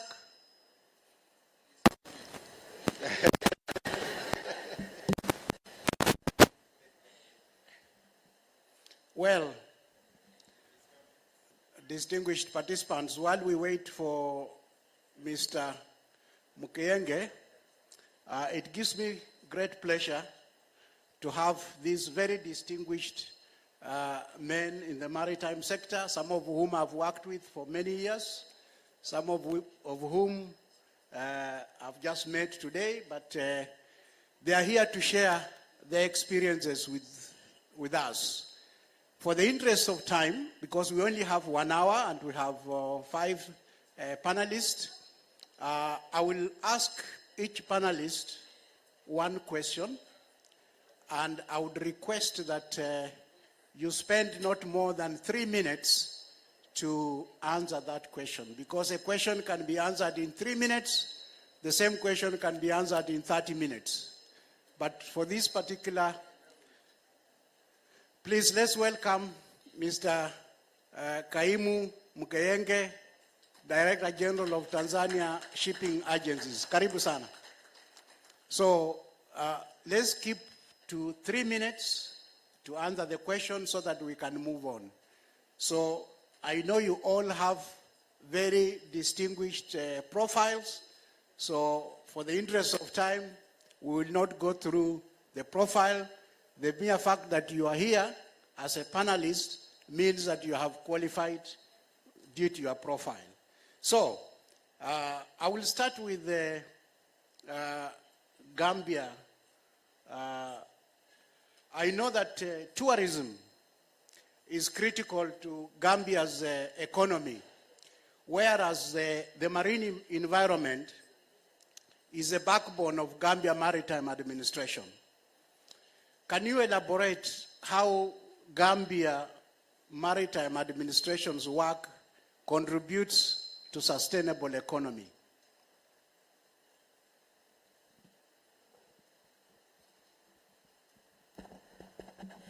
Good morning, and thank you, Mr. Moderator, and thank you, distinguished audience. This question is a very relevant question in light of sustainable shipping and sustainable blue economy as far as the Gambia is concerned. But first of all, I want to introduce the country Gambia. Probably many of those present in the hall do not know where Gambia is located, or probably know very little about the Gambia. I am Mr. Wandifa Sedili. I am not the Director General. I am representing him as far as this panel discussion is concerned. The Gambia is uniquely located and more unique in terms of its maritime connectivity. We are a coastal state, a flag state, and also a port state. We have our country divided into 2 halves along its length by a river that opens into the ocean. And we also have, we are also located at the westernmost point on the mainland Africa, surrounded on 3 sides by land borders and open to the Atlantic Ocean. So that is, in short, the Gambia. We have ratified many of IMO's conventions and ILO's MLC 2006, and we have domesticated many of them. Maritime environment is very dynamic and changing very fast as a result of technological advancement and regulatory measures. However, we know all of these are important to ensure safety, security, and efficient shipping in clean waters, but this hinges on the collaborative and integrated approach by players in the marine environment. The Gambia has a lot of players in the marine environment that includes tourism board. The Gambia Maritime Administration, cognizance of this fact and believing in the fact that having a collaborative and consultative approach is going to solve this problem, came up with Gambia Integrated Maritime Sector Strategy, which is modeled on the ECOWAS Integrated Maritime Sector Strategy and has encapsulated salient elements of Africa Integrated Maritime Sector Strategy of 2050. So this has 5 thematic areas, subjective areas, which include tourism. This tourism's contribution to enhance maritime tourism in the country is well envisaged in its operations of vessels that carry tourists. And the Gambia Maritime Administration is the first port of call when it comes to inspection and ensuring that vessels are safe and then they seaworthy to go. So they are in direct collaboration and cooperation with Tourism Board to ensure that this happens, that only vessels that are seaworthy are allowed to operate in tourism-related activities.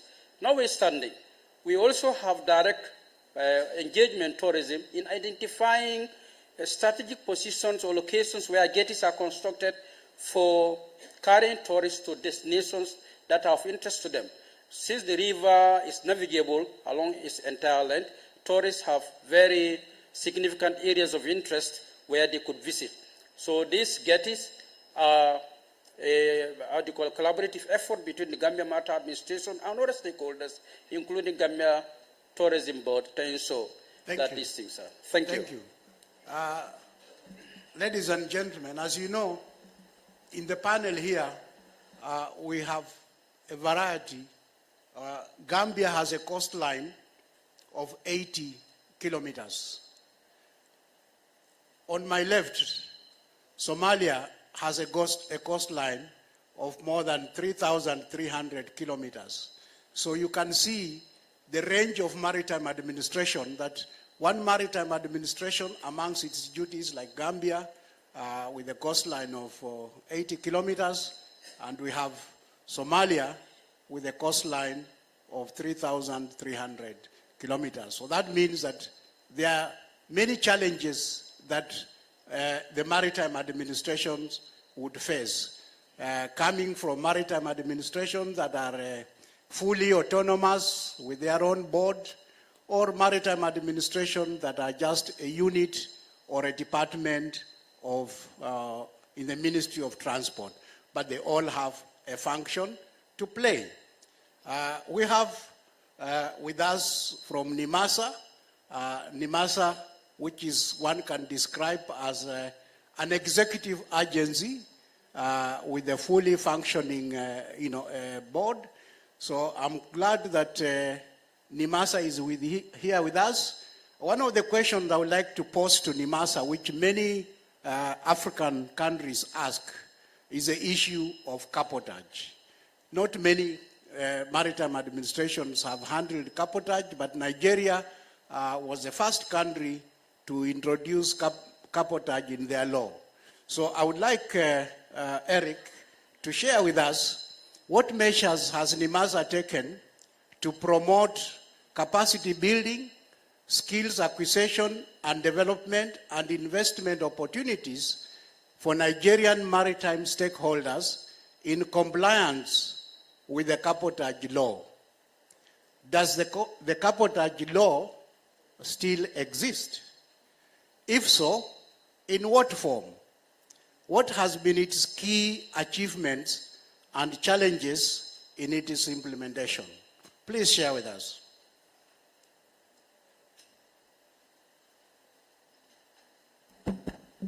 Yeah, thank you, moderator. Good morning, everybody. There's no doubt. I represent NIMASA, the Nigerian Maritime and Safety Administration, and I bring you the greetings of my Chief Executive, Dr. Bashir Jamo. Nigeria decided in 2003 through NIMASA to initiate a policy that you could say was similar to what you have in the United States, which is the Jones Act. And the whole idea, you could put it in form of 4 letters, B-O-R-C. And the whole idea is what? That vessels operating within our waters, and we call it, the Cabotage Act actually is the Cabotage and Inland Waters Act of 2003 in my country. And the whole idea is that vessels operating within our waters should be built in Nigeria, should be owned by Nigerians, should be registered in Nigeria, and should be crewed by Nigerians.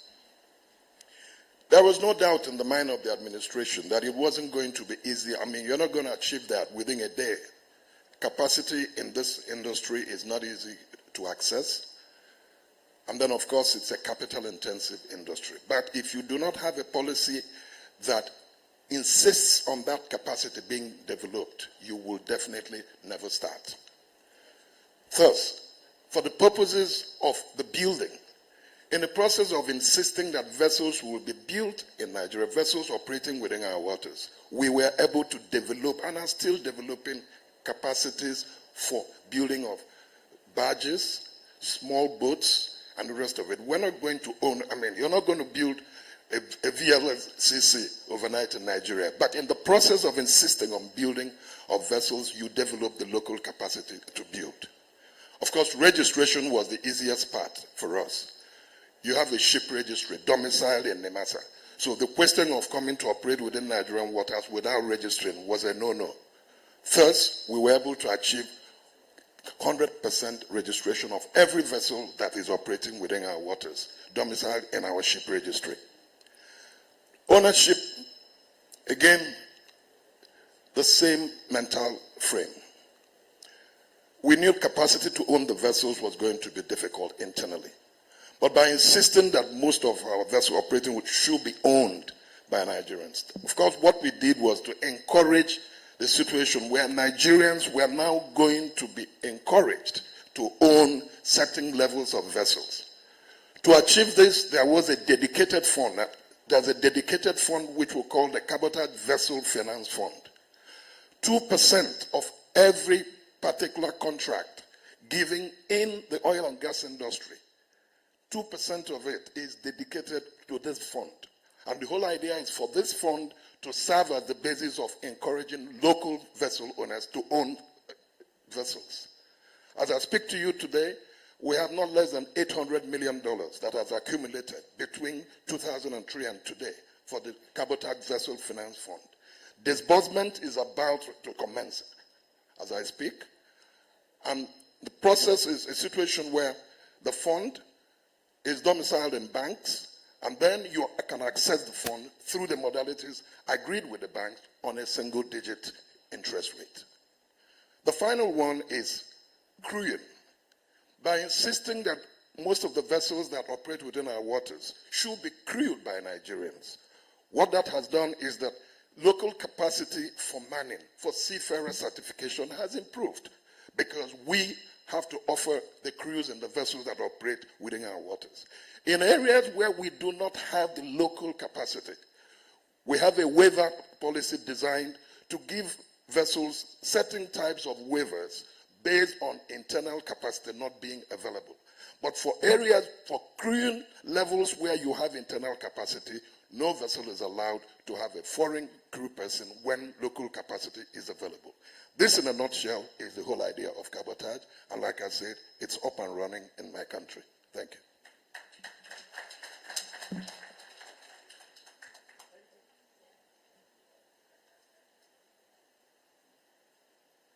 Well, thank you very much. That is a very interesting to know that $800 million is there sitting, waiting to be tapped. That shows that in Africa, if you come up with the right policies in the maritime sector, we can generate our own funds. Like the minister and the permanent secretary said earlier, challenged maritime administration to come up with the policies that can enable Africa own ships. And Nigeria has just given us one example on how cabotage law has worked. Now next, people talk about blue economy. Blue economy has become the password, but many people, when you ask them to define what blue economy is, there is different understandings.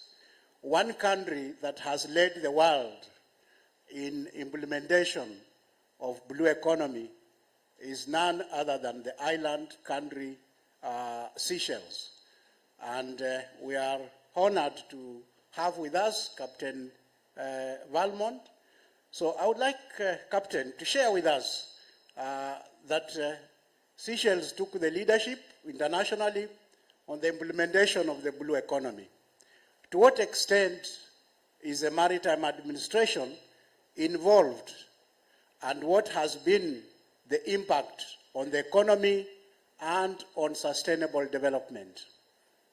Captain Valmont, share with us. Good morning, everyone. I'm Captain Jocelyn Valmont, the current Chief Executive Officer of the Seychelles Maritime Safety Authority, and I'm happy to be back in Mombasa again.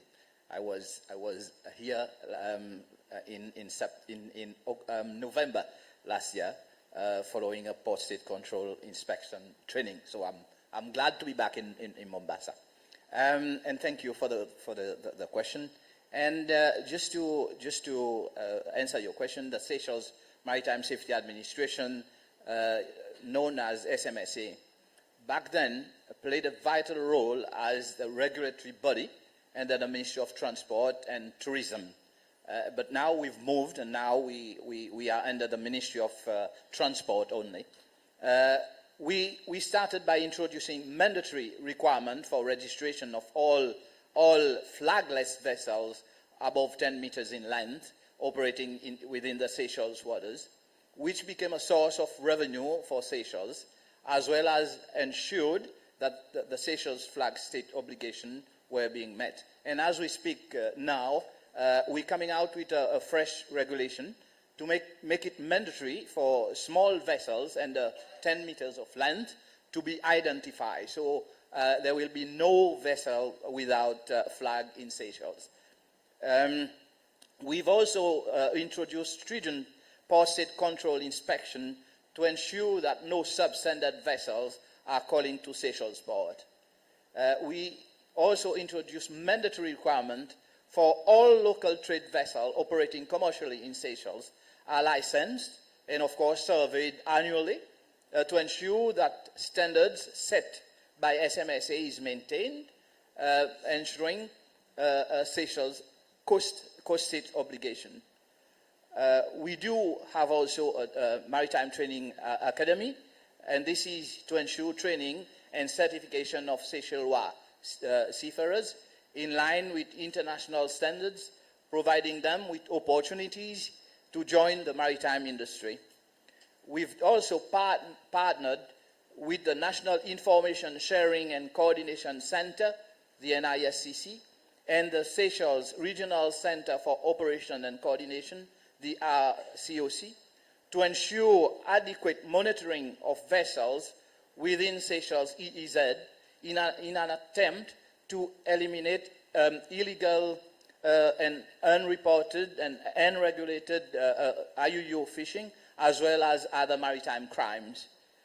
We've also been administering, implementing, and enforcing legislations relating to maritime sector in Seychelles, inclusive of obligation stemming from international conventions, treaties, agreements, and other relevant instruments, like we've signed the AAMA agreement. We've also been coordinating and executing effective search and rescue operation with other countries as and when required. Thank you. Thank you very much. We've all seen what can be done.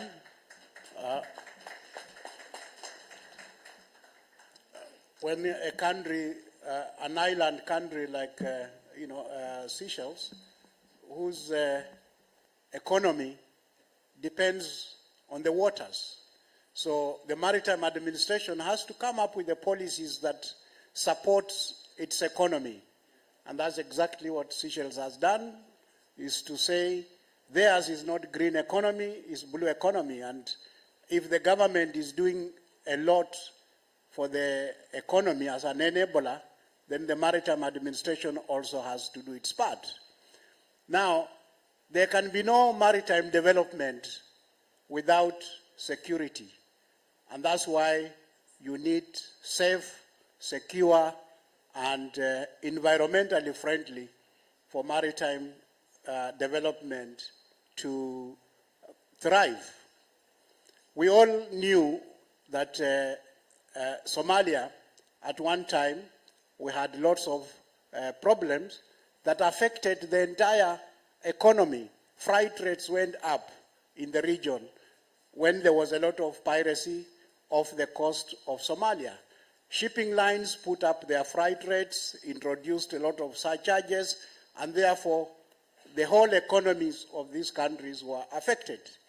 But now piracy is no more, thanks to the global efforts of many countries as well as IMO and the countries in the region.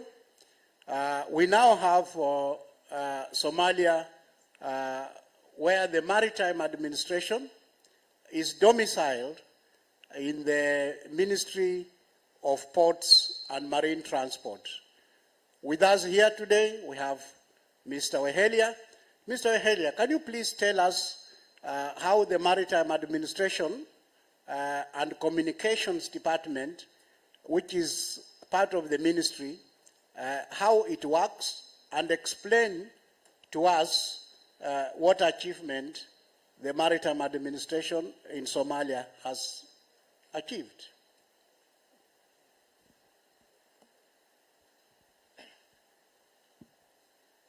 Thank you, Mr. Mediator. So, thank you, everybody. Let me talk about Somalia before the Civil War and after the Civil War. Let's begin. Somalia has been a ship-owning nation. Somalia had, before Civil War, had more than 15 ships. One of them was called Juba, carrying banana from Somalia to Italy. The other is mostly general cargo. Somalia also has been a sea trading nation. Somalia has been seafaring nation. Somalia has been one of the flag convenience countries. So after the Civil War, we started to reactivate the Somali flag, and it is a maritime administration. So in order to facilitate maritime trade within Somalia, after the end of the piracy is ended now, so we are started developing our maritime administration with collaboration with IMO. So we newly established a new maritime administration. We finalized a new shipping code. Also, we started to draft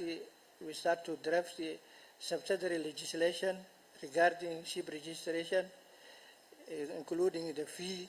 We already completed that one. Also, we are also Somali Maritime. We are also dealing with maritime on board security. Somalia is signatory to Djibouti Code of Conduct, and also Somalia also signatory to Jeddah Amendment in order to deal the security of the piracy and at sea. So we are working on also the training, all the training programs for the maritime administration. We train it. Maritime administration staff in Djibouti, also in Somalia, with the collaboration of IMO. We also started domestication of the shipping code, also maritime conventions such as SOLAS Convention, Marble Convention, which Somalia is part of it. So also we are working on it to build the capacity of maritime administration in the area of flag state, port state, and coastal state jurisdiction. So we are also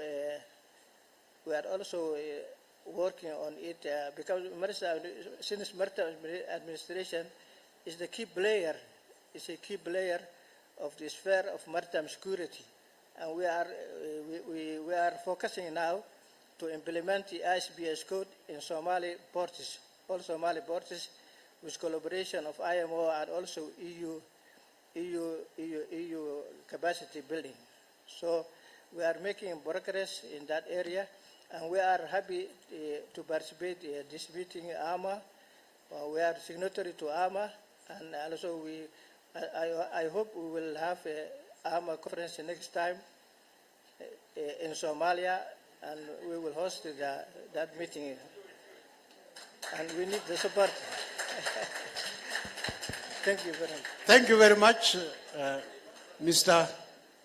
Wehelia, for telling us actually Somalia has come a long way from those days, and at least you are only as safe as your neighbor.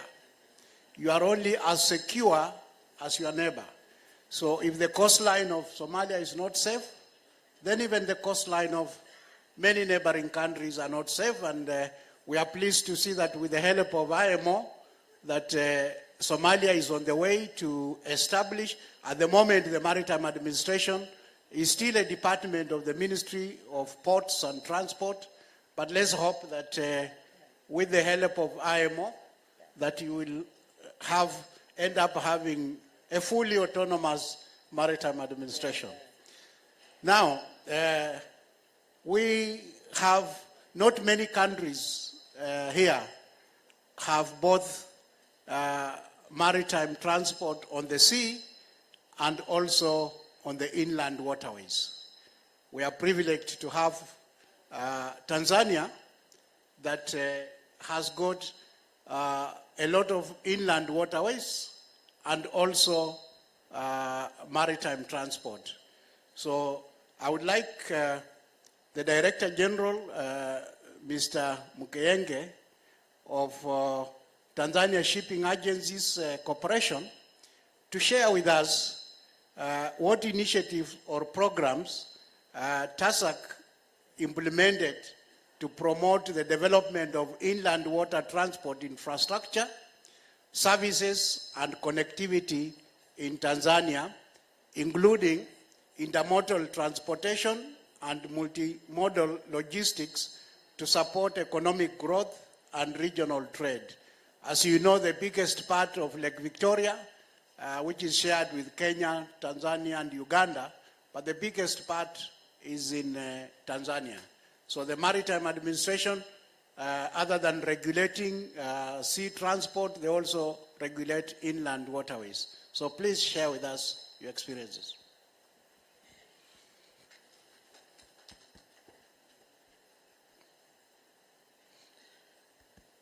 It's afternoon already.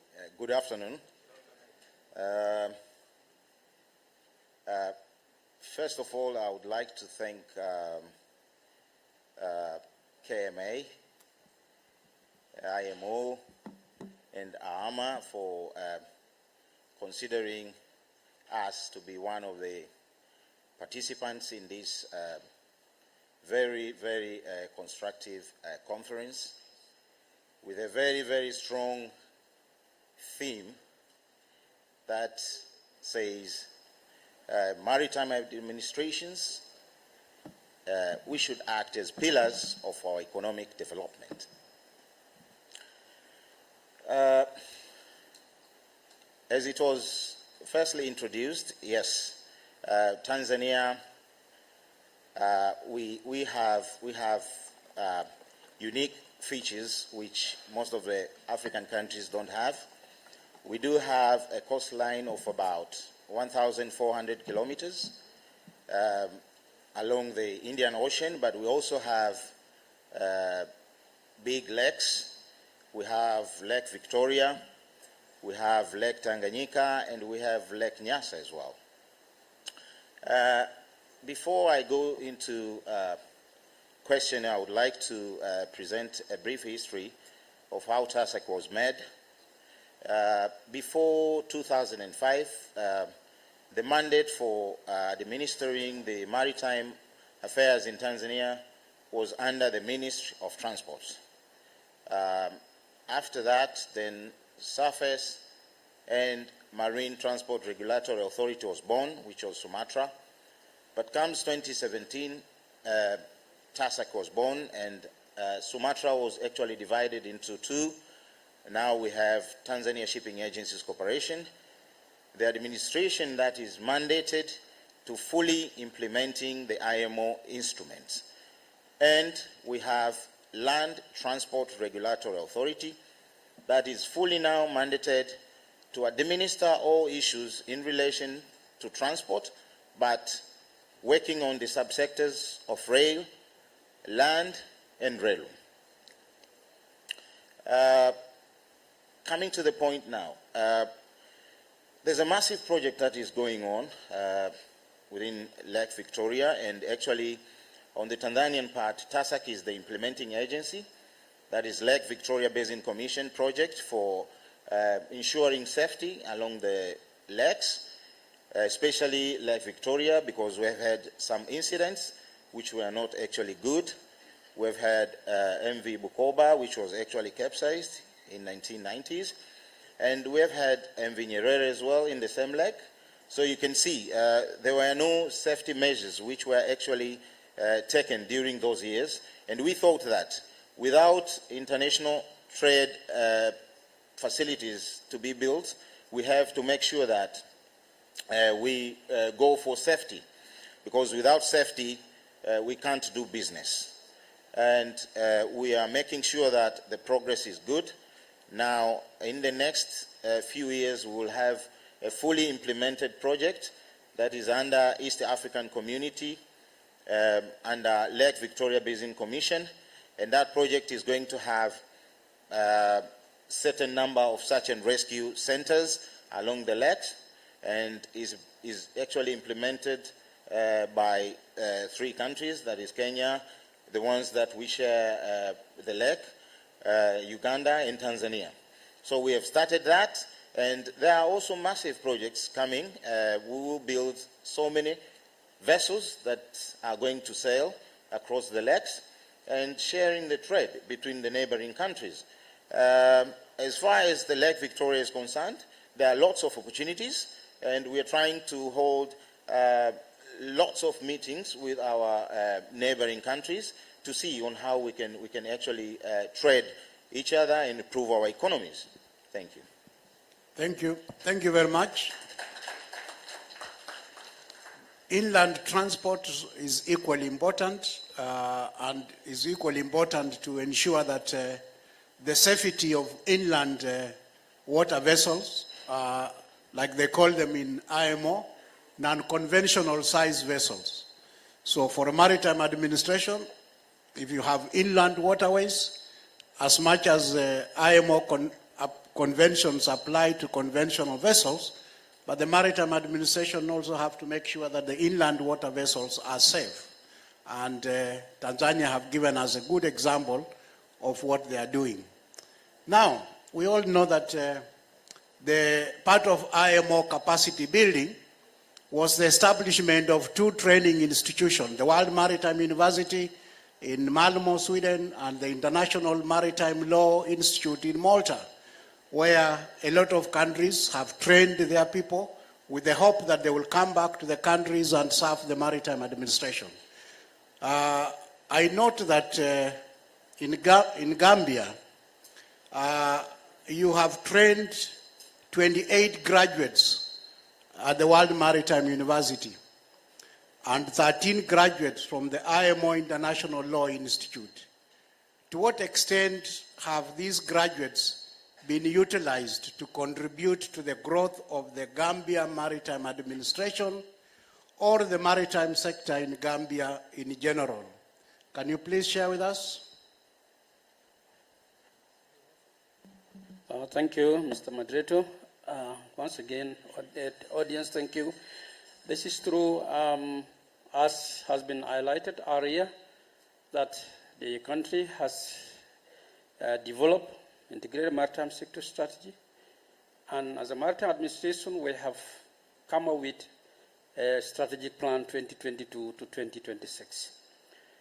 Many of the elements that are in the integrated maritime sector strategy, that about 16 institutions that are stakeholders as far as operationalization, implementation of priority actions in the maritime sector strategy is concerned. The Gambia Maritime Administration and institutions that have their staff trained at WMU and IMLE have been participating in ensuring that whether it's the technical aspect of these strategies, the legal aspect of these strategies are brought to bear as far as implementation is concerned. Institutions like Gambia Maritime Administration has a number of graduates from WMU, myself included, and Gambia Ports Authority, who has the majority of WMU graduates, are responsible for the operation of ports and ensure that efficiency and safety are achieved. And the Ministry has a number of graduates from IMLE. We have those from Navy and also those are freelance. After completing, they have retired and also helping in this course. So whatever achievement that we are doing, these segments of graduates constitute the critical mass of technical experts that deliberate on issues that are in the strategic plan and also in the integrated sector strategy. So without their effective utilization, it will be difficult for the country and for institutions like Gambia Maritime Administration to be able to roll out the strategic plan. We are not, satisfied with the number of graduates we have. We're still searching, and we are requesting for more assistance to get more graduates from WMU and IMLI so that we have better governance of the maritime space. Thank you. Thank you. The Director of Technical Cooperation is here with us. You can see, Mr. Zhang, that the graduates you train or you give fellowships at WMU and IMLI, when they return back in countries like Gambia, they are well utilized, and I'm happy to learn that. Now, NIMASA, please share with us NIMASA's role and experience in the implementation of the Deep Blue project. Not many people here might be aware of the Deep Blue project. So what has been the impact in the maritime development in Nigeria and the region, if any, on the Deep Blue project? Thank you. Thank you very much, sir. The Deep Blue project of NIMASA, well, of Nigeria, coordinated by NIMASA, is an integrated security architecture structure.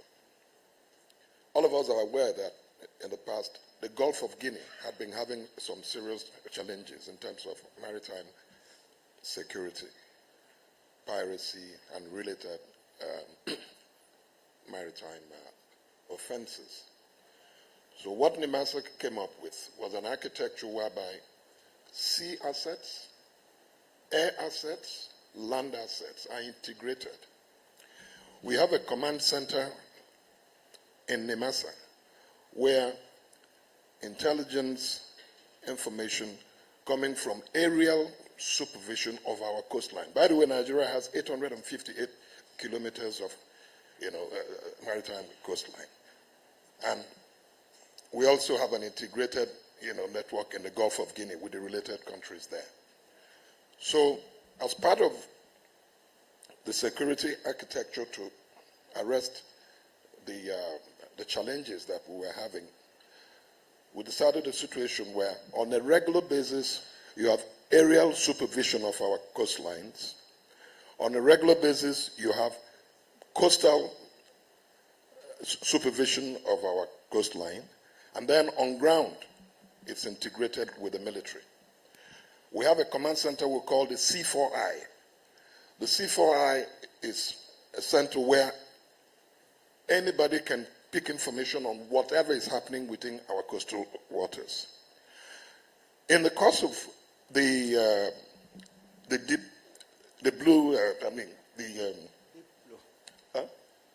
Blue. Yes, the Deep Blue.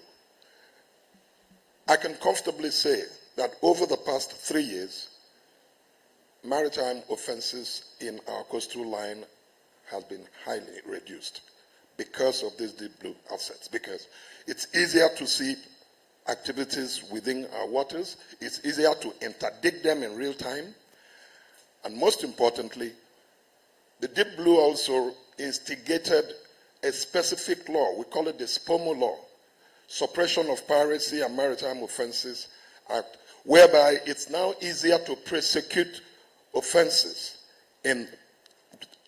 offenses that occur within the maritime terrain, instead of having it stuck in the regular courts. So overall, the Deep Blue has been extremely, very effective in giving us maritime security within our waters. Thank you. Thank you. I'm glad to hear that, and maybe some of the maritime administrations in Africa that have got challenges similar to those being experienced in the Gulf of Guinea might want to share and see what they can learn from Nigeria's Deep Blue project. Now, back to you, Seychelles. Seychelles Maritime Safety Agency transformed from being a unit in the port administration, and I knew it when it was a unit in the 90s, to becoming a legal entity in 2014 through the Merchant Shipping Act amendment, and finally as an autonomous authority in 2020. So it has gone through transformation of the various models of maritime administration. What were the challenges and lessons learned in the evolution of the Seychelles Maritime Administration?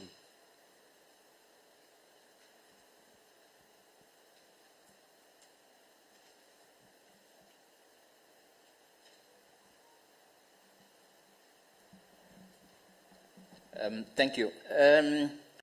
Like you said, the Seychelles Maritime Safety Administration was created in 2004 with the separation of the Port and Marine Division. It was one, Port and Administration together. The administration became a legal entity, whilst Seychelles Port Authority became a commercial entity. The enactment of the Merchant Shipping Act, Amendment Act 2014, gave the Seychelles Maritime Safety Administration a legal status. And in April 2020, the same entity was again transformed into Seychelles Maritime Safety Authority through enactment of the Seychelles Maritime Safety Authority Act 2019, so very recent as an authority. SMSA is now a regulatory and supervisory body within the Ministry of Transport, and its primary objective being to ensure that all mariners, without exception, uses and enjoy the seas of Seychelles and other water bodies in a safe and lawful manner. SMSA is also responsible for ensuring maritime security, pollution prevention, among other responsibilities. SMSA is also the national focal point for IMO and other international maritime organizations, and also custodian of all IMO conventions, instruments that Seychelles has ratified or acceded or party to. It is important to note that the enactment of the Seychelles Merchant Shipping Amendment Act 2014 was mainly to prepare Seychelles to join the IMO whitelist as a country, which led to the signing of an agreement with the Colombo International and Nautical Engineering College, CINEC, by SMSA to obtain technical support in view of the limited capacity and qualified maritime expert available in Seychelles. Seychelles was declared an IMO whitelist country in 2015, and soon after, in 2016, the country went through the then IMSAS audit in 2016. Thank you. Thank you. That has given us some example how a maritime administration moving from being a unit in a port authority to the ministry and now to an autonomous maritime authority. Back to you, my friend. When IMO established the Maritime Rescue Coordinating Center, MRCC, in Mombasa, there was supposed to be sub-centers, one in Seychelles, which I hope is operational, the MRCC, one in Tanzania, and there was supposed to be one in Somalia, but at that time, the civil war was still going on. I would like you to tell us what is the status of Somalia signing the Mombasa MRCC. Okay, the Mombasa MRCC, Somalia is committed to sign that agreement. On several occasions, it was not possible. The minister was supposed to sign some of the occasions, IMO Assembly. The minister was not available. And we are still committed to sign that agreement with a new minister. We have a new minister now. And I think we will sign as soon as possible. And because it's very important to be part of the search and rescue in the regional area, at least which is very important for the safety of the navigation, also the security of the ports. So that is my answer to your question. Thank you very much. As we all know, search and rescue is very important. You cannot operate vessels when in case of emergencies, search and rescue activities are going to be conducted, and that is one of the duties of the Maritime Administration. Indeed, in Africa, we have 5 MRCCs, and we're supposed to have 26 sub-centers, one of which is supposed to be Somalia. So I'm pleased that you are saying that very soon, William, take note of that. Mr. Wahelia would like to have it signed very soon. Thank you. Next assembly. Now, we have a situation where not many African countries have got that situation. And a lot of people have asked me that question. And I'm pleased that DG TASAC is here to answer that question. And that is a question that, in Tanzania, we have 2 registries, ship registries. So what are the functions, the functional relationship between TASAC and Zanzibar Maritime Authority, and how do the 2 maritime administration coordinate and engage with the stakeholders? How are the 2 ship registries administered?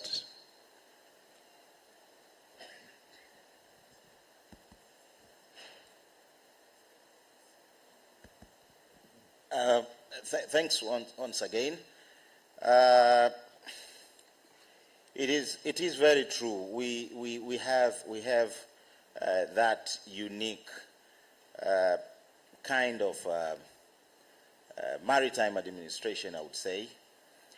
We are United Republic of Tanzania, first of all, and luckily enough that we have that special relationship that actually led us to got united since the 1960s, early 1960s. And as far as our acts are concerned, we have Zanzibar Maritime Authority, which is specifically an administration, maritime administration, that is fully mandated to implement IMO instruments in Zanzibar Islands, that is Unguja and Pemba, as a revolutionary government. And we also have Tanzania Shipping Agencies that has got its own acts, which actually mandates them to fully implement IMO instruments in Tanzania mainland, because we had Tanganyika and we had Unguja and Pemba. Now we have Tanzania, that means Tanganyika and Zanzibar. So we have Tanzania. As far as the United Republic of Tanzania, we do implement the IMO instruments, all the conventions, all the circulars, all the codes together. And how do we cooperate? We do cooperate in all port state control inspections. We do cooperate in public awareness programs. We do cooperate in all trainings that are actually facilitated by international maritime organizations. We do cooperate in all preparations of IMO workshops regionally. So we work together, and we are together here. I've got my sister, Madam Chair, who is also the Director General for Zanzibar Maritime Authority. She's there. So we all participate in IMO meetings. We all participate in regional and all affairs which are actually related in our sector. So we are full-fledged two maritime administrations, and we work together as we are recognized by the IMO as United Republic of Tanzania. Thank you. Thank you very much for sharing with us that model of working. I see it is 12:30, but we started 10 minutes late, so I would like to request our MC to allow us the 10 minutes for questions, because we started 40 past rather than half past. So I would like to allow for questions, 10 minutes for questions from the audience. So if anybody has any question to ask any of these panelists, please. Yes, I start with the IMO.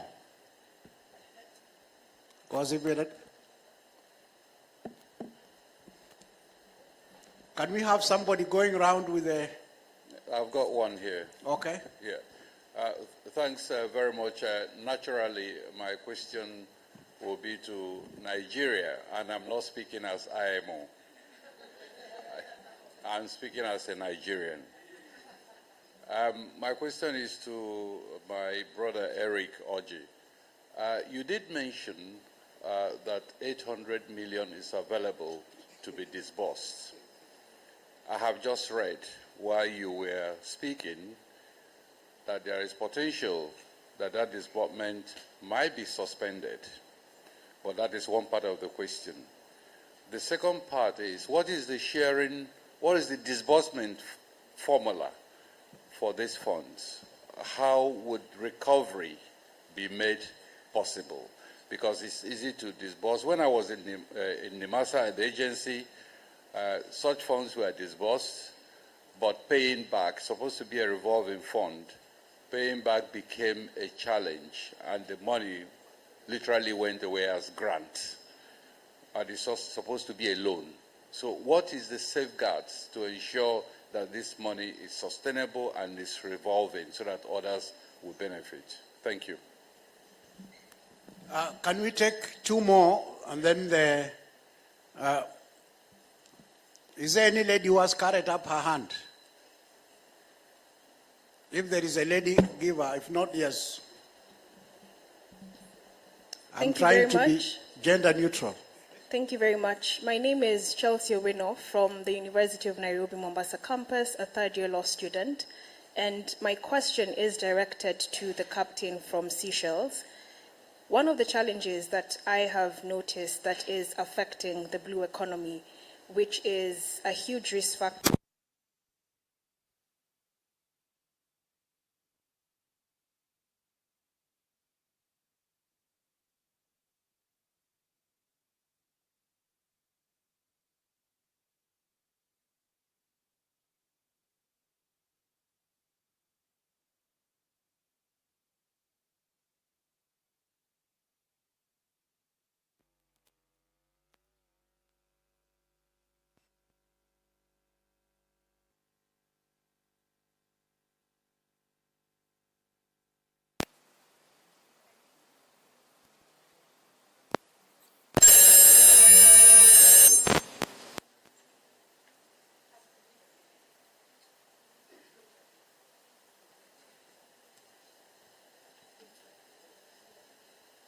Check.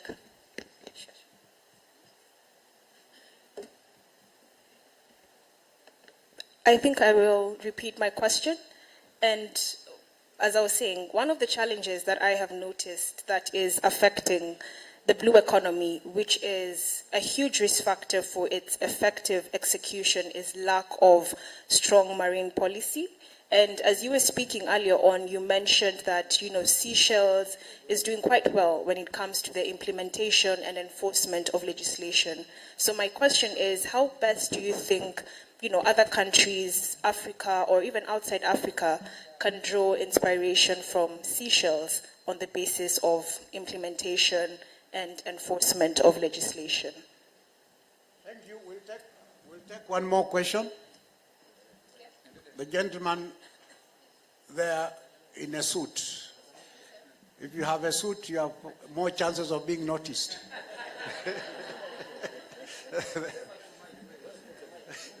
Mr. Chairman, I have a mic here, please. Mr. Chairman, my name is Ismail. No, I asked that gentleman there, please. Otherwise, I lose my authority as a chair. Please, could you please ask your question? Thank you, Mr. Chairman. My name is George Chatum from Namibia, and my question is to my brother Nigeria. What are the challenges you were facing to come up with the regulation of regulating the cabotage, the certification and the ownership, and how to come up with the fund, and how you solve it? Can you share with us, please, your experience, the problem you were facing? Thank you. Thank you very much. Those two questions, three questions, two questions to Nigeria. Nigeria seems to be very famous. And because of the money, they mentioned 800 million.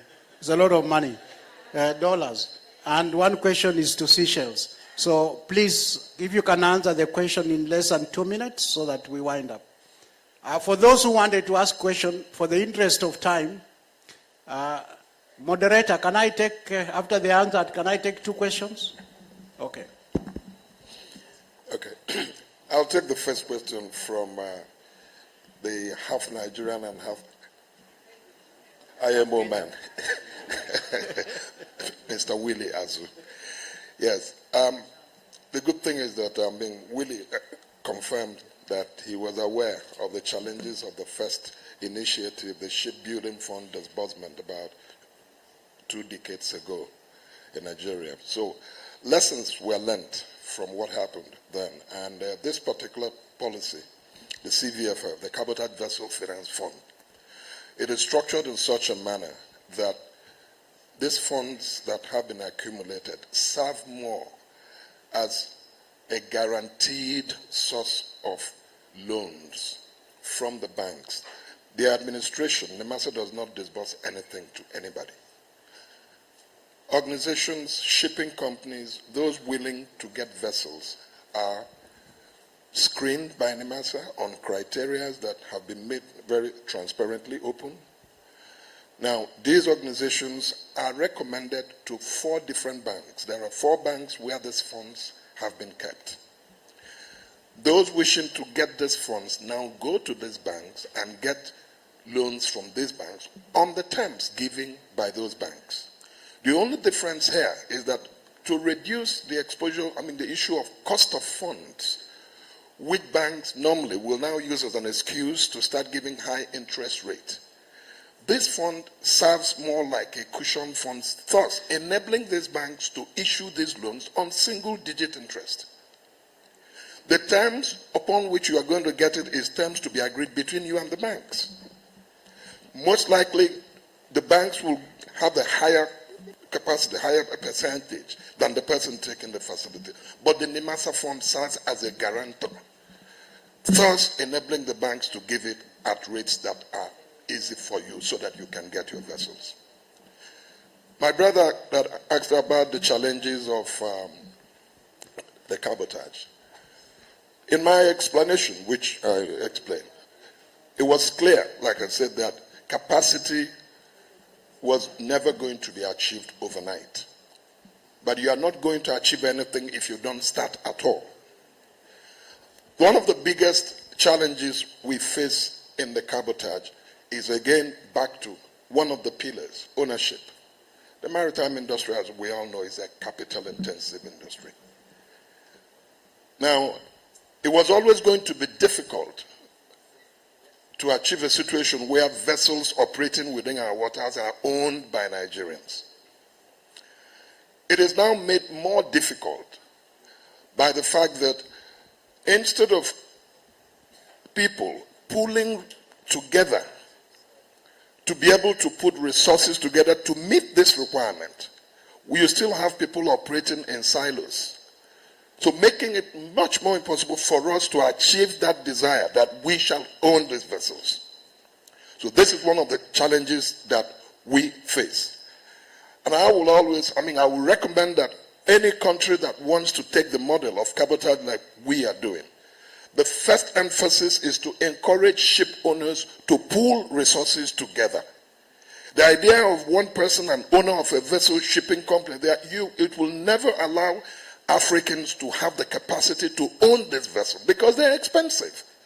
And not many countries have the resources to empower their citizens. But by the time you have economics of scale of people pulling together, the chances of achieving that is high. The second challenge that we have, that we've also faced, is of course local capacity for manning. We expect a situation where Nigerians will be the ones on top of the vessels, inside the vessels that are operating within our local waters. However, capacity development takes time. What we're doing about that is that there is what we call the NSDP program, which is Nigerian Seafarer Development Program, where we take cadets across different states of Nigeria, sponsor them to different maritime institutions in the world, hoping to give them capacity, and by the time they come back, the same NIMASA, we do what we can to put them on board vessels so that they can have sea time experience and meet up to the STCW requirements. The challenges are there that you cannot achieve this overnight, but we are getting there gradually. Thank you very much. Thank you very much.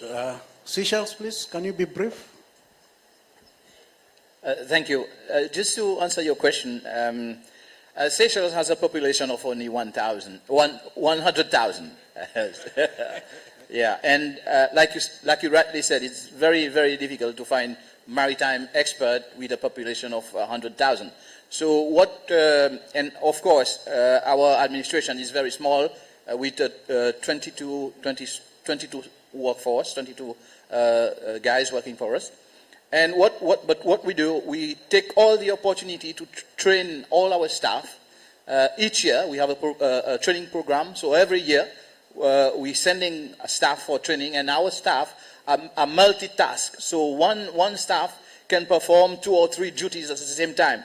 So this is a way for us to cope with the amount of work that an administration as small as Seychelles can remain, if I may put it that way, remain active and sort of be compliant to all IMO requirements. So this is what we do. Thank you.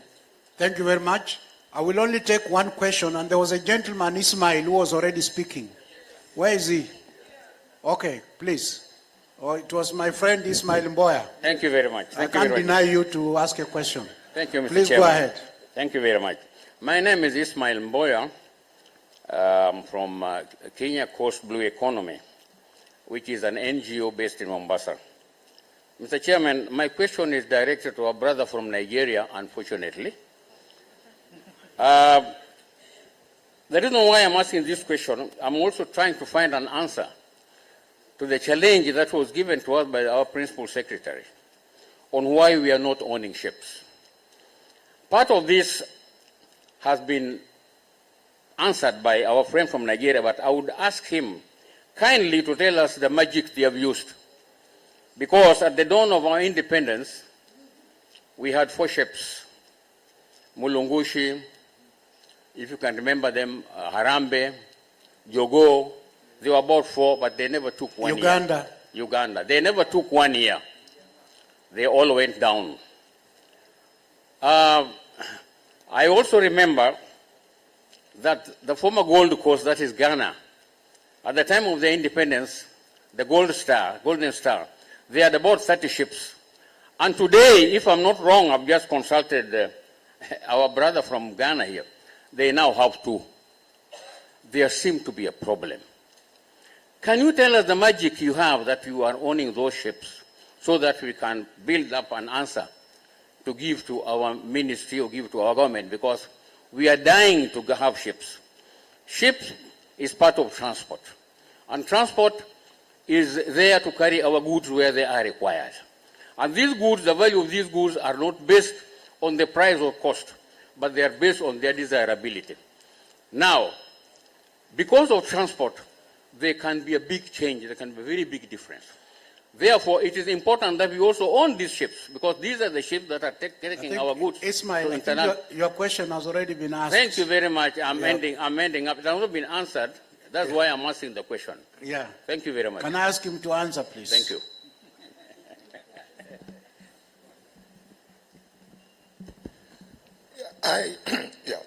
The question is a valid question, I must say. It's a very valid question.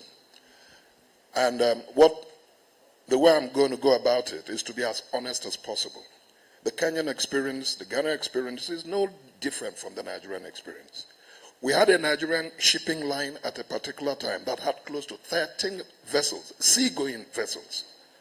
Over a decade period, we don't have a single ship that you could say is a Nigerian-owned ship. I'm being honest. But what NIMASA have done, the process, what we have done is to learn from that experience. It is not any different from countries owning airlines that couldn't be sustained. The challenge is at what point does government enter as an interventionist in bulk transportation? And at what point do you leave the private industry to lead it? Capital-intensive industries cannot survive too much official interventions, which we know is a bane of some of our countries. And so the NIMASA model is to work together with the private sector, work together with the banks, get people to get the support of the administration. NIMASA will support you by giving guarantees in your process to acquire vessels, but you are going to get those vessels on commercial rates from the banks. You're going to have to answer to the banks, because if you do not do it that way, the funds will not be revolving and others having access to it. So all I can say is that there is no magic wand by us in Nigeria, but we are driving the process of let the private sector drive the process of our respective individuals owning vessels. Thank you very much. Thank you very much. I think it has been very stimulating, and I'm sure if we had more time, we would have taken more questions. But I want to encourage you to approach these panelists during coffee breaks. There is what we call the corridor effects. A lot of things happen in the corridor. So when you meet them, please engage them with the questions that you have. Please join me in giving a round of applause to my panelists. Over to you, moderator.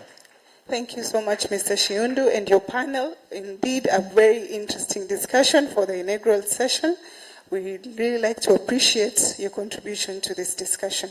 As the moderator has said, we have lunch. You can find all these gentlemen in the corridors. You have a word with them, a networking session of a cocktail the rest of the 3 days.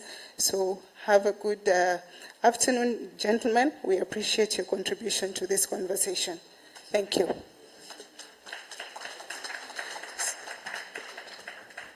As they leave, allow me to welcome my co-host, Regina, to take on the second session, which is the AAMA member states and the experience in accessing IMO technical assistance. Thank you very much. Thank you very much, Mwanaulu, for that. They say if you want to go far, actually you need to go together. But if you want to go fast, you better run the race on your own. Today, and this conference is about building synergies, and we're going to be looking at the impact that, technical assistance has had in states that have already received this particular assistance. And the moderator for this session, I know it's a session before lunch, we'll try and keep it, formal and concise, but also tackling the issues in this particular conversation. And I'd want to invite the moderator of this particular session, that is Xiaojie Zhang, who is the Director of the Technical Division in the International Maritime Organization. And Zhang has overseen many bilateral and regional transport cooperation activities between the government of China and the European Union, as well as Central Asia, Latin America, and African countries. Mr. Zhang, kindly come to the podium. Let's have a round of applause as he introduces his panel.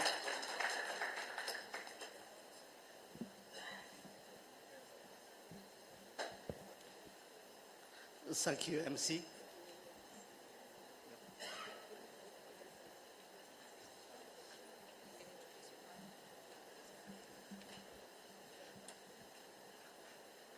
Good morning again, everyone. In the interest of time, I would like to call all the panelists to come on stage with me. Those panelists from Ethiopia, Egypt, Mauritius, Sierra Leone, Namibia.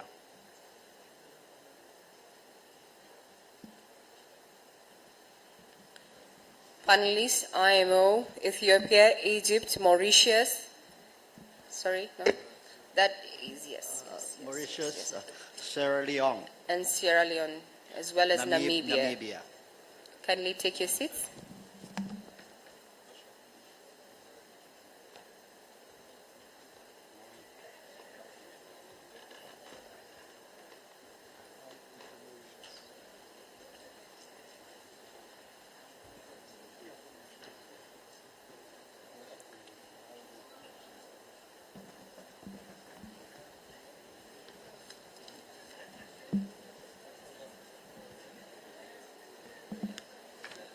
Mr. Zan, you and your panel have exactly 30 minutes. It is 12:52. Take it away. 12:52. Okay. Thank you very much for the precision.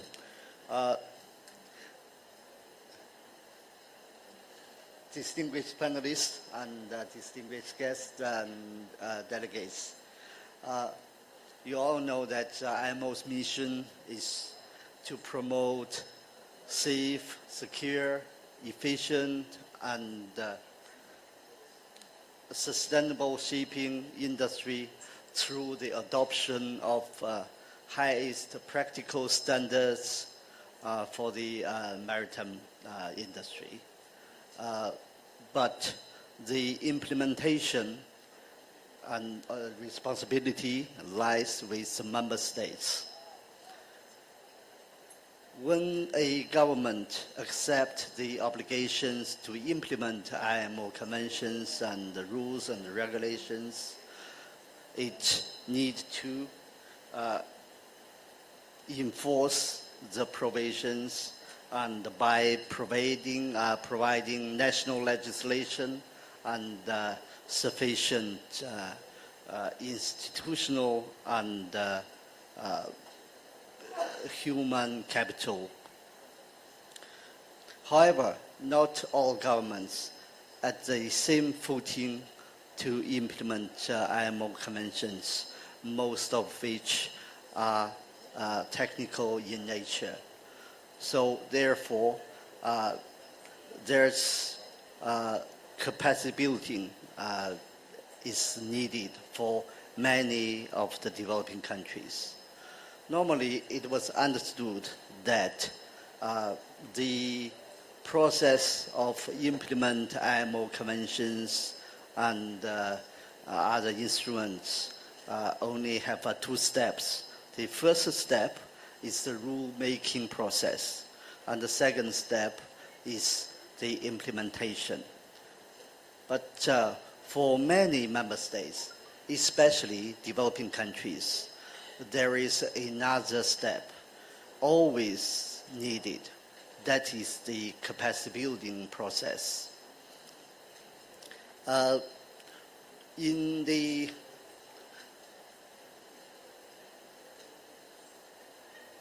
implementation process of all IMO conventions, there for the countries, you need the human resource readiness and the administration infrastructure, and of course, there's all other factors will be involved, especially the training of staff. IMO realized the importance of technical cooperation since its very beginning, and has, over the years, through its integrated technical cooperation program, to provide member states with essential support for their implementation of IMO instruments. I believe most of the African countries has been experienced this kind of technical intervention from IMO, and especially from its technical cooperation division.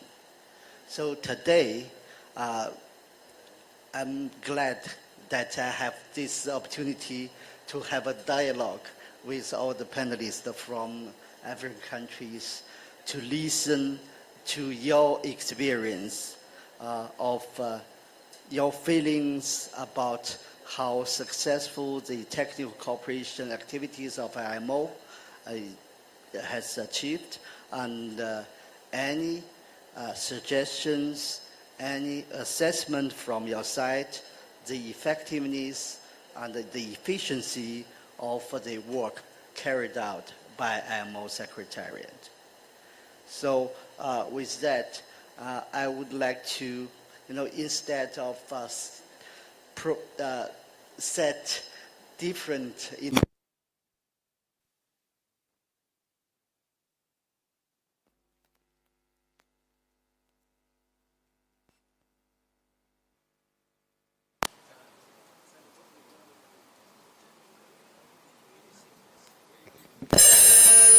For that, Okay. person who is in charge of sound, kindly check the mics.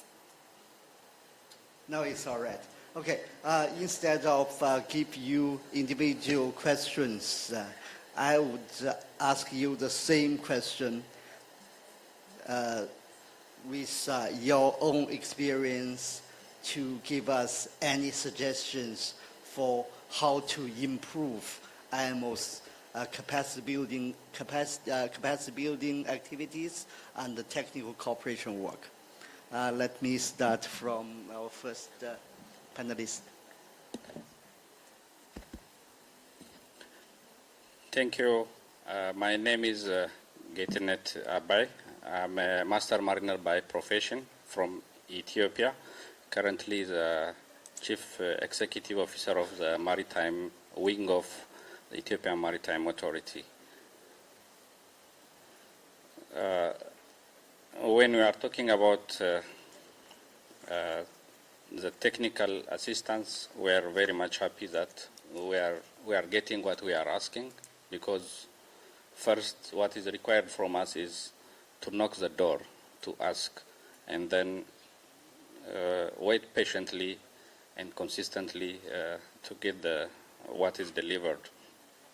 At the same time, knowing also how to ask. The IMO has its own systems, so systematically we need to know how to ask. As well, attending the technical committee meeting is crucial, especially for Africans and developing countries, so that you get what you require when you are attending, when you know all the projects which are involved there. This is the important point I would like to mention. In this regard, as Ethiopia, we have received various assistance, and it's really, we are thankful of that. We receive in the form of national workshops, regional workshop, consultancy services, including reviewing the draft proclamations related to maritime legislations. At the same time, some specialized programs in IMLI, WMU, or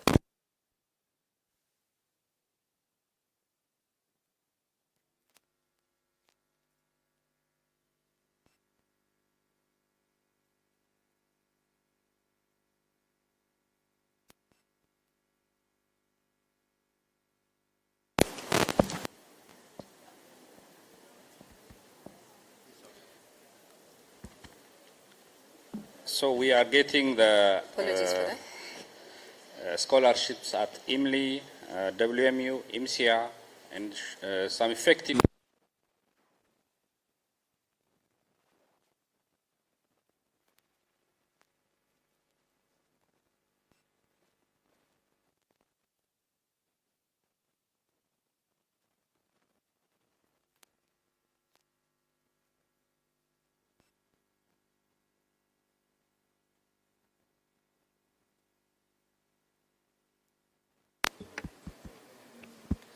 Well, it seems, apologies for that. When you talk about technical assistance, I think Pride Inn should also, be considered in the technical assistance when it comes to matters of power. Apologies for that. Please proceed.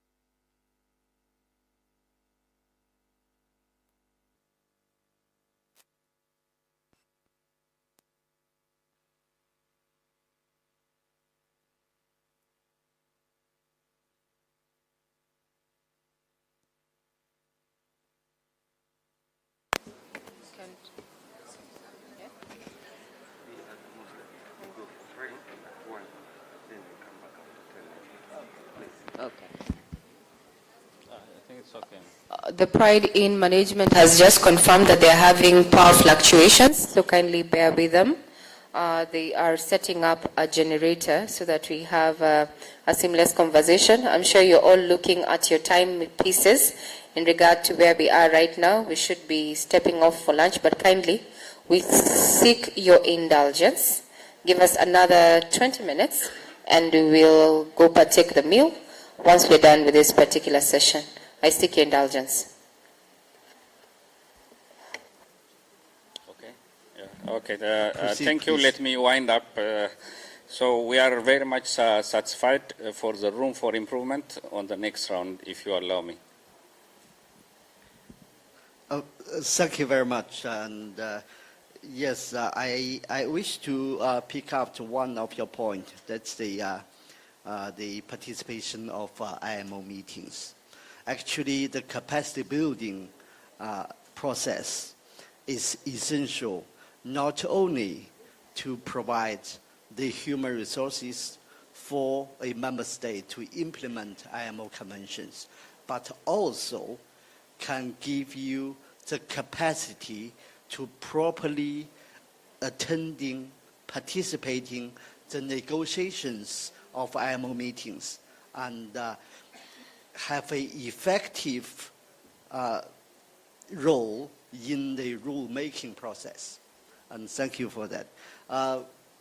Sorry, I didn't ask you to introduce yourself, your name, and which organization you are working with. Please, starting from next one. Thank you, sir. Good evening. My name is, I am Rear Admiral Ashraf Fouda. I am the head of, I'm the general manager of the flag state control in the Egyptian Authority for Maritime Safety. First of all, I want to express our great appreciation for the AAMA for its great